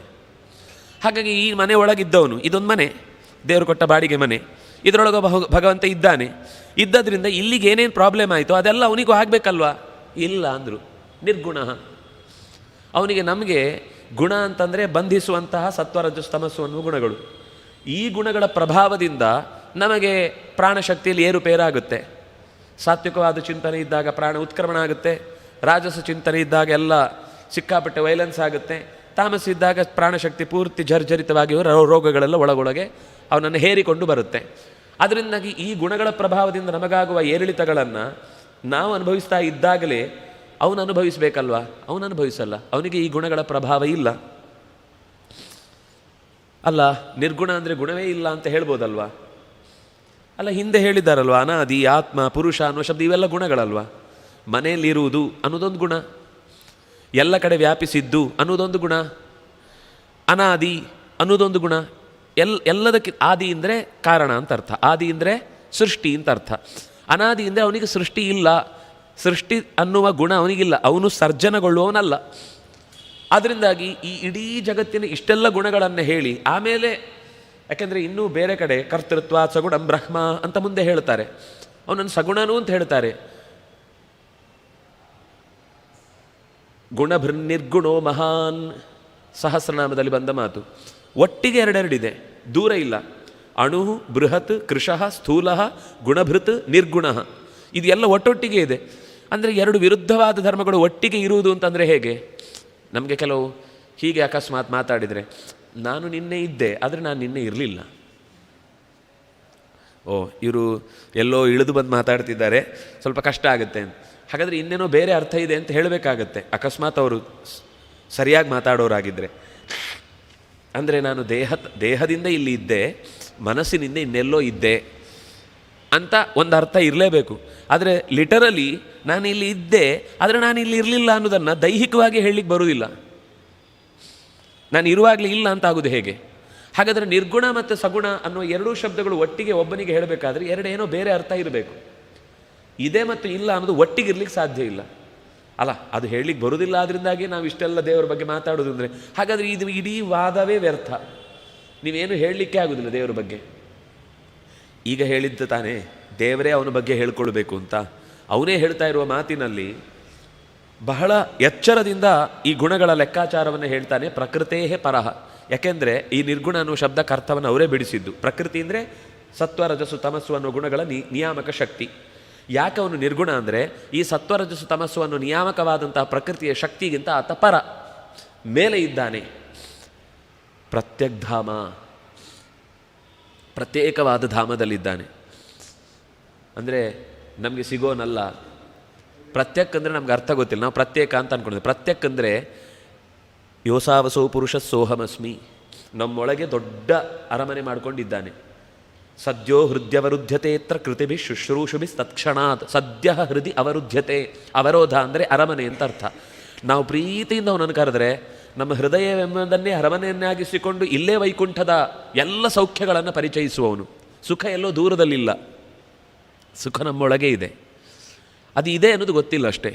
ಗೊತ್ತಾಗಲಿಕ್ಕೆ ಅವನ ನೆರವು ಬೇಕು, ಅವನಿಗೆ ಶರಣಾಗತಿ ಬೇಕು. ಅದನ್ನು ಯಾಕೆ ಹಾಗೆ? ಸ್ವಯಂ ಧಾಮ, ಅವನು ಬೆಳಕು ಚೆಲ್ತಾನೆ. ಧಾಮ ಅಂದರೆ ಬೆಳಕು, ಯಾಕೆಂದರೆ ಅವನೇ ಬೆಳಕಿನ ರೂಪ. ದೀಪ ಬೇರೆಯವರನ್ನೂ ತೋರಿಸುತ್ತೆ, ತಾನು ಎಲ್ಲಿದೆ ಅಂತ ಹೇಳುತ್ತೆ. ನಾವು ದೀಪ ತೋರಿಸ್ಲಿಕ್ಕೆ ಮತ್ತೊಂದು ದೀಪ ಬೇಕಾ? ನಾವು ಹೇಳುವುದಿಲ್ವ ಸೂರ್ಯನಿಗೆ ಟಾರ್ಚ ಅಂತ? ದೇವರು ಸ್ವಯಂ ಜ್ಯೋತಿ, ಅವನೇ ಎಲ್ಲವನ್ನು ಬೆಳಗುತ್ತಾನೆ ಮತ್ತು ತಾನು ಇಲ್ಲಿದ್ದೇನೆ ಅಂತ ತನ್ನ ಬೆಳಕನ್ನು ತಾನೇ ತೋರಗೊಡ್ತಾನೆ. ಅದರಿಂದಾಗಿ ವಿಶ್ವಂ ಏನ ಸಮನ್ವಿತಂ, ಈ ಇಡೀ ವಿಶ್ವದ ಒಂದಕ್ಕೊಂದು ಹೊಂದಾಣಿಕೆ ಇದೆಯಲ್ವ, ಮಣ್ಣು ನೀರು ಗಾಳಿ ಇದೆಲ್ಲ ಜೋಡಿಸಿಕೊಳ್ಳುವ ಒಂದು ವಿಶಿಷ್ಟವಾದ ಗುಣ ಇದೆಯಲ್ವ. ಕ್ರಮ ಪ್ರಕಾರ ನಮ್ಗೆ ಅರ್ಥ ಆಗೋದೇ ಬಹಳ ಕಷ್ಟ, ಆದರೆ ಲೆಕ್ಕಾಚಾರದಿಂದ ಜಗತ್ತು ನಡೀತಾ ಇದೆ. ಏನ ವಿಶ್ವವಿದಂ ಸಮನ್ವಿತಂ, ಹೀಗೆ ಭಗವಂತನ ಎಚ್ಚರವನ್ನು ನಾವು ಕಾಣಬೇಕಾದದ್ದು. ಅಂತಹ ಕಾಣಬೇಕಾದ ಜೀವ ಸರಿ, ಅವನು ಅಷ್ಟಿದ್ದಾನೆ ಸರಿ. ನಾವು ನಾಳೆ ಕೃಷ್ಣಾರ್ಪಣ ಆಗೋರು. ಇಷ್ಟು ದೀರ್ಘಕಾಲದ ವ್ಯವಸ್ಥೆಯಲ್ಲಿ ನೀವು ತಿಳ್ಕೊಂಡಿದ್ದೀರಿ ಅಂತ ಹೇಳ್ತಾ ಇದ್ದೀರಿ. ಆದರೆ ನಮ್ಮ ಕಾಲಮಾನವೇ ಅತ್ಯಂತ ಚಿಕ್ಕದಾದಾಗ ನಾವು ತಿಳ್ಕೊಳ್ಳಿಕ್ಕೆ ಸಮಯ ಇರುವುದಿಲ್ಲ ಅಂದಮೇಲೆ ನಾವು ತಿಳ್ಕೊಂಡೇನು ಉಪಯೋಗ? ನಮ್ಗೆ ಯಾಕೆ ಹೇಳ್ತೀರಿ? ಅದಕ್ಕೆ ಹೇಳಿದರು, ನೀವು ಕೃಷ್ಣಾರ್ಪಣ ಆಗುವುದು ಅಂದರೆ ಶರೀರ ಮಾತ್ರ ಆಗುವುದು ಹೊರತು ನಮ್ಮ ರಿಯತೆ ನ ಜಾತಃ, ನಮ್ಮ ಶರೀರಕ್ಕೆ ನಾಶ ಹೊರತು ನಮಗೆ ನಾಶ ಅಲ್ಲ. ನಮ್ಮ ಶರೀರ ನಾಶ ಹೊಂದುವುದನ್ನು ನಾವು ಸಾವು ಅಂತ ಅನ್ನುವ ಶಬ್ದದಿಂದ ಹೇಳ್ತೇವೆ. ಸಾವು ಅನ್ನುವುದು ಪಂಚಭೂತಗಳ ವಿಯೋಗ, ಬದುಕು ಅನ್ನುವುದು ಪಂಚಭೂತಗಳ ಸಂಯೋಗ. ಇಷ್ಟೇ. ಭಗವಂತ ಅಂದರೆ ನಾವೇ ಈ ರೀತಿ ಸಾವು ಮತ್ತು ಬದುಕು ಅನ್ನುವುದರ ನಡುವೆ ನಿರಂತರ ಇರ್ತೇವೆ ಅಂತಂದ ಮೇಲೆ ನಮ್ಮನ್ನು ನಿರಂತರ ಕೊಂಡೊಯ್ಯುವ ಭಗವಂತನನ್ನು ಅವನು ಸಾಯ್ತಾನೆ ಬದುಕ್ತಾನೆ ಅಂತ ಹೇಳಲಿಕ್ಕಾಗುತ್ತಾ? ಯಾರಿಗೆ ನಿದ್ದೆ ಬರುತ್ತೋ ಅವನಿಗೆ ಎಚ್ಚರ ಆಗುತ್ತೆ, ಯಾರಿಗೆ ನಿದ್ದೆನೇ ಬರೋದಿಲ್ವೋ ಅವನಿಗೆ ಎಚ್ಚರ ಆಗುವುದು ಅಂತ ಒಂದು ಬೇಕಾ? ಇದೆಯಾ? ಅವನು ಯಾವಾಗಲೂ ಎಚ್ಚರವೇ ಇರುವವನು. ಅದರಿಂದಾಗಿ ಸಹಿ ದೇಹಾದಿ ಉಪಾಧಿಬಿಹಿ, ಹಾಗಾದರೆ ಮನುಷ್ಯ ಸಾಯ್ತಾನೆ ಬದುಕ್ತಾನೆ ಅಂತ ಅನ್ನೋದು ದೇಹದ ಉಪಾಧಿಯಿಂದ. ಉಪಾಧಿ ಅಂತಂದರೆ ಅದು ಹೋಯ್ತಾದ್ರಿಂದಾಗಿ ನಮಗೆ ಜೀವ ಕಾಣುವುದಿಲ್ಲ ಅನ್ನುವ ಕಾರಣದಿಂದ ಸತ್ತ ಅಂತ ನಾವು ಬಳಸ್ತೇವೆ. ಸಂಸ್ಕೃತದಲ್ಲಿ ಸತ್ತ ಅಂದರೆ ಇದ್ದಾನೆ ಅಂತ, ಸತ್ ಅಂದರೆ ಇರುವುದು, ಸತ್ತ ಅಂದರೆ ಇರುವುದು ಅಂತ ಅರ್ಥ. ನಾವು ಕನ್ನಡದಲ್ಲಿ ಸತ್ತ ಅಂದರೆ ಮುಗೀತು ಅಂತ ಮಾತಾಡ್ತೇವೆ, ಆದರೆ ಎಲ್ಲೂ ಹೋಗಲಿಲ್ಲ. ನಾವು ದೀಪ ಆರಿಸಿದಾಗಲೂ ದೀಪ ಶಾಂತವಾಯಿತು ಅಂತ ಹೇಳೋದ್ರ ಅರ್ಥ ಆ ಬತ್ತಿಯ ತುದಿಯಲ್ಲಿ ಬೆಂಕಿ ಇಲ್ಲ ಅಂತ ಅಷ್ಟೇ ಅರ್ಥ ಹೊರತು ಅದು ನಾಶ ಆಗಲಿಲ್ಲ, ಅದರ ರೂಪಾಂತರ ಆಯಿತು ಅಷ್ಟೇ. ಶಕ್ತಿ ಇನ್ನೆಲ್ಲೋ ಬದಲಾಯಿತು. ರೂಪಾಂತರಗೊಳ್ಳುವುದು ಅಂದರೆ ಆ ವ್ಯಕ್ತಿಯ ರೂಪ ಮಾರ್ಪಾಡಾಗುವುದಷ್ಟೇ. ನಿಮಿತ್ತೈ ಆತ್ತ ತದ್ಧರ್ಮ ಯಥಾ ಸ್ವಪ್ನೆ ತದೀಕ್ಷಿತ. ನಿಮಿತ್ತೈ, ಲೋಕದ ಅನೇಕ ನಿಮಿತ್ತಗಳಿಂದ ಉತ್ಪತ್ತಿ ನಾಶಗಳನ್ನು ಜೀವ ಅನುಭವಿಸ್ತಾನೆ ಅಂತಂದಮೇಲೆ ಪರಮಾತ್ಮನಿಗೆ ಮತ್ತೆ ಪ್ರತ್ಯೇಕವಾಗಿ ಉತ್ಪತ್ತಿ ಇಲ್ಲ ನಾಶ ಇಲ್ಲ ಅಂತ ಹೇಳಬೇಕಾ? ಅದು ಬೇರೆ ಕಡೆ ಹೇಳಿದ್ದಾರೆ, ಇಲ್ಲಿ ಅದನ್ನು ಬಹಳ ಸುಲಭವಾಗಿ ಹೇಳಿಬಿಟ್ರು. ಹೇಗೆ ಅಂದರೆ, ನನಗೆ ಒಂದು ಸುಳ್ಳಾದ ಕನಸು ಬಿತ್ತು ಅಂತ ಹೇಳ್ತೇವಾ? ನನಗೆ ಕನಸು ಬಿದ್ದದ್ದು ನಿಜ, ಹಾಗಾದರೆ ಕನಸು ಸುಳ್ಳು ಅಂತ ನಾವು ಹೇಳ್ತೇವಲ್ಲ, ಯಾಕೆ? ನೋಡಿ, ಕನಸು ಎಷ್ಟೋ ಸಂಗತಿಗಳನ್ನು ಶಕುನದ ರೂಪದಲ್ಲಿ ನಮಗೆ ಮುಂದಾಗುವುದನ್ನು ಹೇಳ್ತಾ ಇದೆ. ಯಾವುದು ಇಲ್ಲವೇ ಇಲ್ವೋ ಆ ವಸ್ತುವಿನಿಂದ ಅರ್ಥಕ್ರಿಯಾಕಾರಿತ್ವ ಇಲ್ಲ. ಮಡಿಕೆ ಇಲ್ಲ ಅಂದಮೇಲೆ ನೀರು ತರುವ ಕ್ರಿಯೆ ಇಲ್ಲ. ಮಡಿಕೆ ಇದ್ದರೆ ಮಾತ್ರ ನೀರು ತರುವುದು ಅನ್ನುವ ಅರ್ಥಕ್ರಿಯಾಕಾರಿತ್ವ ಅನ್ನೋದಿದೆ. ಈ ಸ್ವಪ್ನದಿಂದ ನಮಗೆ ಅನೇಕ ಥರದ, ಈಗ ಆ ಕನಸು ಬಿದ್ದಾಗ ಭಯಪಡ್ತಾನೆ, ಬೆವತಿರ್ತಾನೆ. ಅದು ಸುಳ್ಳೇ ಆಗಿದ್ರೆ ಅವನು ಬೆವರಬಾರ್ದಿತ್ತು. ಭ್ರಮೆ ಅಂತ ಹೇಳಿ, ಆದರೂ ಜ್ಞಾನ ಹೌದಲ್ವ? ಅದು ಇಲ್ಲದೇ ಇರುವುದು ಒಂದು ಜ್ಞಾನ ಅಂತಿದೆಯಾ? ವಸ್ತುವೇ ಇಲ್ಲ ಅಂದಮೇಲೆ ಜ್ಞಾನವೇ ಇರ್ಲಿಕ್ಕೆ ಸಾಧ್ಯ. ಹಾಗಾದರೆ ಜ್ಞಾನ ಇದೆ. ಹಾಗಾದರೆ ಸುಳ್ಳು ಏನು? ಗಂಟು ಹಿಡ್ಕೊಂಡು ಓಡ್ತಾ ಓಡ್ತಾ ಓಡ್ತಾ ಓಡ್ತಾ ಇರ್ತಾನೆ, ಹಾಸಿಗೆಯಿಂದ ಬೀಳ್ತಾನೆ, ಕೈ ಹಾಗೆ ಹಿಡ್ಕೊಂಡಿರ್ತಾನೆ, ಬಡ್ದೆಬ್ಬಿಸ್ತಾರೆ. ಏನು ಹಿಡ್ಕೊಂಡಿದ್ದು ಇನ್ನು? ಅಲ್ಲ, ಅದು ಕೈ ನೋಡ್ತಾನೆ, ಆಗಿಲ್ಲ. ಅಯ್ಯೋ, ಕನಸಿನಲ್ಲಿ ಹಿಡ್ಕೊಂಡಿದ್ದ ಗಂಟನ್ನು ಎಚ್ಚರದಲ್ಲಿದೆ ಅಂತ ಭಾವಿಸಿದ್ದು ಸುಳ್ಳು.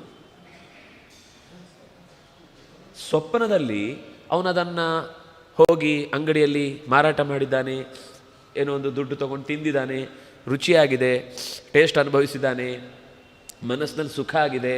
ಓಡುವಾಗ ಎಷ್ಟೋ ಸರ್ತಿ ರಾಯರ ಅನೇಕ ಮಹಿಮೆಗಳನ್ನು ಹೇಳುವಾಗ ಅವನಿಗೆ ಕನಸಿನಲ್ಲಿ ಬಂದು ಆಪರೇಷನ್ ಮಾಡಿದರು, ರೋಗ ಪರಿಹಾರವೇ ಆಗುವುದಿಲ್ಲ ಅನ್ನುವ ಸ್ಥಿತಿಯಲ್ಲಿ ಕೈ ಚೆಲ್ಲಿದ ಡಾಕ್ಟರ ಮಾತು ಕೇಳಿ ಇನ್ನು ಹತಾಶೆಯಿಂದ ಇನ್ನು ಒಂದೇ ಗತಿ ಅಂತ ರಾಯರನ್ನು ಹೋಗಿ ನಮಸ್ಕಾರ ಮಾಡಿದವರು, ಒಳಗಿನಿಂದ ರಾತ್ರಿ ಅಲ್ಲೇ ಸೇವೆ ಮಾಡ್ತಾ ಮಲಗಿದ್ದವರಿಗೆ ಸ್ವಪ್ನದಲ್ಲಿ ಬಂದು ಎಲ್ಲ ಆಪರೇಷನ್ ಮಾಡಿದಾಗ ಕಾಣಿಸ್ತು. ಎದ್ದೇಳುವಾಗ ಎಲ್ಲ ಸರಿ ಇದೆ. ಸುಳ್ಳಾಗಿದ್ದರೆ ಆಮೇಲೆ ಅದು ಸರಿಯಾದದ್ದು ಹೇಗೆ? ಇಂಥ ತುಂಬ ಆಲೋಚನೆಗಳನ್ನು ಮಾಡ್ಕೊಳ್ಳಿಕ್ಕೆ ಬರುತ್ತೆ. ಅಂದರೆ ಒಟ್ಟಂತೂ ಸಂಸ್ಕಾರ ರೂಪದಲ್ಲಿ ಸತ್ಯ ಅಷ್ಟೆ, ಜ್ಞಾನದ ರೂಪದಲ್ಲಿ ಸತ್ಯ. ಆದರೆ ಅದು ಹೊರಗೆ ನಡೀತಾ ಇದೆ ಅಂತ ನಾವು ಕನಸಲ್ಲಿದ್ದಾಗ ಏನು ಅನ್ಕೊಂಡಿರ್ತೇವೆ ಗೊತ್ತಾ? ನಾನು ಎಚ್ಚರದಲ್ಲಿದ್ದೇನೆ ಅಂತ ಅಂದ್ಕೊಂಡಿರ್ತೇವೆ. ನಾವು ಈಗಲೂ ಕೆಲವೊಮ್ಮೆ ಹಾಗೆ ಇರ್ತೇವೆ, ಎಚ್ಚರದಲ್ಲಿದ್ದೇನೆ ಅಂತ ಅಂದ್ಕೊಂಡು ಕನಸಲ್ಲೇ ಇರ್ತೀವಿ, ನಿಜವಾದ ಎಚ್ಚರವೇ ಆಗಿರಲ್ಲ. ಆದರೆ ಕನಸಿಗೆ ಬಾಧೆ ಇದೆ. ಎದ್ದ ಮೇಲೆ ಅಯ್ಯೋ ನಾನು ಹಿಡ್ಕೊಂಡದ್ದು ಸುಳ್ಳು ಅಂದರೆ ಕನಸಿನಲ್ಲಿ ಇದ್ದದ್ದೆಲ್ಲವೂ ಎಚ್ಚರದಲ್ಲಿ ಇದ್ದ ಹಾಗೆಯೇ ಇತ್ತು ಅಂತ ನನ್ನ ಏನು ನಂಬಿಕೆ ಇತ್ತು ಅದು ಸುಳ್ಳು. ಹಾಗೆ ಇದು ಒಂದು ದಿವಸ ಹೀಗೆ ಬಿಡುಗಡೆ ಆಗುತ್ತೆ. ಇದು ನಾವು ಒಂದು ಕನಸಲ್ಲೇ ಇದ್ದೇವೆ, ಒಂದು ದಿವಸ ಯಾವತ್ತೂ ಎಚ್ಚರ ಆಗುತ್ತೆ, ಆವಾಗ ಇದೆಲ್ಲ ಇಲ್ಲ ಅಂತ ಗೊತ್ತಾಗುತ್ತೆ. ಇಲ್ಲಿ ತನಕ ಯಾರಿಗೂ ಹಾಗೆ ಅನುಭವ ಬಂದಿಲ್ಲ. ಸ್ವಪ್ನ ಪ್ರತಿಯೊಬ್ಬನ ಅನುಭವ. ಯಾವತ್ತೂ ವೇದಾಂತ ನಮ್ಮ ಸುತ್ತಲಿನ ಅನುಭವದ ಬಗ್ಗೆ ಮಾತು ಹೇಳುತ್ತೆ ಹೊರತು ನಮ್ಮ ಸುತ್ತಲಿ ಯಾವತ್ತೂ ಇಲ್ಲದ ಅನುಭವದ ಬಗ್ಗೆ ಯಾವುದು ಅರ್ಥ ಆಗುವುದಿಲ್ವೋ ಅದು ವೇದಾಂತ ಅನ್ನುವುದು ನಾವು ದಡ್ಡತನದಿಂದ ಹೇಳುವ ಮಾತು. ನಮ್ಮ ಸುತ್ತಲಿನ ಸಂಗತಿಯೇ ಭಗವಂತನ ಪರಿಚಯವನ್ನು ಮಾಡಿಕೊಡ್ಲಿಕ್ಕೋಸ್ಕರ ಇರುವಂಥದ್ದಾದ್ರಿಂದಾಗಿ ನಮ್ಮ ಅನುಭವದಲ್ಲಿ ಸ್ವಪ್ನದಿಂದ ಎದ್ದ ಅನುಭವ ಇದೆ ಅಂದಮೇಲೆ ನಮಗೂ ಅಕಸ್ಮಾತ್ ಇದು ಮತ್ತೆ ಹಾಗಾದರೆ ಏನು ಅಂದರೆ ತಾತ್ಕಾಲಿಕ ಅನ್ನೋ ಅರ್ಥ. ಸ್ವಪ್ನದಂತೆ ಅಂತ ಪ್ರಪಂಚವನ್ನು ಪರಿಚಯಿಸಿಕೊಡ್ತಾರೆ ಅಂತಂದರೆ ಇದು ತಾತ್ಕಾಲಿಕ, ನೀನು ಇದು ಶಾಶ್ವತವಾದದ್ದು ಅಂತ ಭಾವಿಸಬೇಡ. ಯಾಕೆಂದರೆ ಇದು ಕೂಡ ನಾವು ದುಡ್ಡನ್ನು ಹೇಳುವಾಗ ಚಂಚಲ ಅಂತ ಹೇಳ್ತೇವೆ. ಚಂಚಲ ಅಂದರೆ ಒಂದು ಕಡೆ ನೆಲೆಸಿದ್ದಲ್ಲ ಅಂತ. ಅದು ಶಾಶ್ವತವಾದ ಸುಖ ಕೊಡ್ಲಿಕ್ಕೆ ಸಾಧ್ಯ ಇಲ್ಲ. ಆ ದುಡ್ಡು ಇರುವ ತನಕ ಸುಖ. ಕ್ರೆಡಿಟ್ ಕಾರ್ಡ್ ಮುಗಿದೋಯ್ತು ಅಂದಮೇಲೆ ವಾಪಸ್ ಹೋಗಿ ಅಂತಾರೆ. ಆಮೇಲೆ ನೀವು ಎಷ್ಟೇ ದೊಡ್ಡ ಜನ ಆಗಿರಲಿ, ನೀವು ಏನೇನೇ ದೊಡ್ಡ ಸಾಹಸವನ್ನೇ ಮಾಡಿದವರಾಗಿರಲಿ, ಕ್ರೆಡಿಟ್ ಕಾರ್ಡ್ ಕೆಲಸ ಮಾಡುತ್ತೆ. ಅದು ಕೆಲಸ ಮಾಡೋದಿಲ್ಲ ಅಂದರೆ ನೀವು ಕೆಲಸಕ್ಕೆ ಬರೋರಲ್ಲ, ನಮಗೆ ಬೇಕಾಗಿಲ್ಲ. ಅದರಿಂದ ಅದು ತಾತ್ಕಾಲಿಕ. ಹೇಗೆ ಸ್ವಪ್ನದಲ್ಲಿ ಅದನ್ನು ಹಿಡ್ಕೊಂಡು ನಾವು ಮುಂದೆಯೂ ಕೂಡ ಅದರಿಂದ, ಈಗ ನಾವು ಬ್ಯಾಂಕಲ್ಲಿ ತುಂಬ ಬ್ಯಾಲೆನ್ಸ್ ಇದೆ, ಶರೀರ ಬಿಟ್ಟು ಮುಂದೆ ಹೋದ, ಅವನಿಗೆ ಮುಂದಿನ ಜನ್ಮದಲ್ಲಿ ಆ ಬ್ಯಾಂಕಿನಲ್ಲಿ ಬ್ಯಾಲೆನ್ಸ್ ಇದ್ದಿದ್ದು, ತನ್ನ ಸೈನ್ ಹಾಕಿದ್ದು ಎಲ್ಲವೂ ನೆನಪಿದೆ. ಹೋಗಿ ಸೈನ್ ಹಾಕಿ ಕೊಡ್ರಿ, ನಾನು ಸೈನ್ ಹಾಕಿದ್ದೇನೆ, ಕೊಡ್ತಾನಾ? ಅವ್ರು ಹೋಗಿ ಎಷ್ಟೋ ವರ್ಷ ಆಗಿದೆ, ನೀವು ಯಾರು ಹೇಳಿದ್ರು ಏನು ಹೇಳಿದ್ರು ಕೊಡಲ್ಲ. ಯಾಕೆಂದರೆ ಅದು ಅವನಿಗೆ ಆ ಕಾಲಕ್ಕೆ ಸಂಬಂಧಪಟ್ಟಂತೆ, ಅವನಿಗೆ ಸಂಬಂಧಪಟ್ಟಂತೆ ಸತ್ಯ ಹೊರತು ಈಗ ನೀನು ಬಂದಿದ್ದೆ ಅನ್ನೋ ಕಾರಣಕ್ಕೆ ಮತ್ತೊಮ್ಮೆ ಅದನ್ನು ನಿನಗೆ ಅಂತ ಟ್ರಾನ್ಸ್ಫರ್ ಮಾಡಲಿಕ್ಕಾಗೋದಿಲ್ಲ. ಆಗ ಅವನು ಅವನೇ ಹಿಂದೆ ಕೂಡಿಟ್ಟಾಗ ಅವನು ಅನುಭವಿಸಿದ ಸತ್ಯವೇ. ಆದರೆ ಅದು ಮುಂದಿನ ಜನ್ಮಕ್ಕೆ ಮತ್ತೊಮ್ಮೆ ಆಗುತ್ತೆ ಅಂತ ಅವನು ಭಾವಿಸಿ ಇಟ್ಕೊಂಡಿದ್ರೆ ಅದು ಸುಳ್ಳು. ಮೊಮ್ಮಕ್ಕಳಿಗೆ ಆಗ್ಬೋದೇನೋ, ಅವನೇ ಮೊಮ್ಮಗಾಗಿ ಹುಟ್ಟಿದ್ರೂ ಅಜ್ಜ ವಿಲ್ ಬೇರೆ ಕಡೆ ಬರೆದಿದ್ದ ಅಂದರೆ ಸಿಗಲ್ಲ ಮತ್ತೆ. ಅದರಿಂದಾಗಿ ನಮಗೆ ಸಿಗಬೇಕಾದ ಸ್ವತ್ತು ಅದು ಪರಮಾತ್ಮನಿಂದ ಶಾಶ್ವತವಾದದ್ದು ಅನ್ನುವ ಎಚ್ಚರದೊಂದಿಗೆ, ಸರ್ವ ಸ್ವತಂತ್ರನಾದ ಭಗವಂತನ ಎಚ್ಚರದೊಂದಿಗೆ ಬದುಕಬೇಕು ಅನ್ನೋದನ್ನು ಹೇಳಿ, ಹೀಗೆ ಮುಂದೆ ಪ್ರಕೃತಿಯ ಮತ್ತಷ್ಟು ಅನೇಕ ಮುಖಗಳನ್ನು, ತ್ರಿಗುಣಗಳಿಗೆ ಅಭಿಮಾನಿನಿಯೂ ನಿಯಾಮಕಳೂ ಆದಂತಹ ಅವಳು ಹೇಗೆ ಮಾಯಾ ಶಕ್ತಿಯಾಗಿ ನಿಂತಿದ್ದಾಳೆ ಅನ್ನೋದನ್ನು ಹೇಳ್ತಾರೆ. ಮತ್ತೆ ನಾಳೆ 6 ಗಂಟೆಗೆ ಸೇರಿದಾಗ ಈ ಚಿಂತನೆಯ ಮುಂದುವರಿದ ಭಾಗವನ್ನು ಯಥಾಶಕ್ತಿ ನೋಡೋಣ ಅಂತ ಹೇಳ್ತಾ ಶ್ರೀಕೃಷ್ಣಾರ್ಪಣಮಸ್ತು.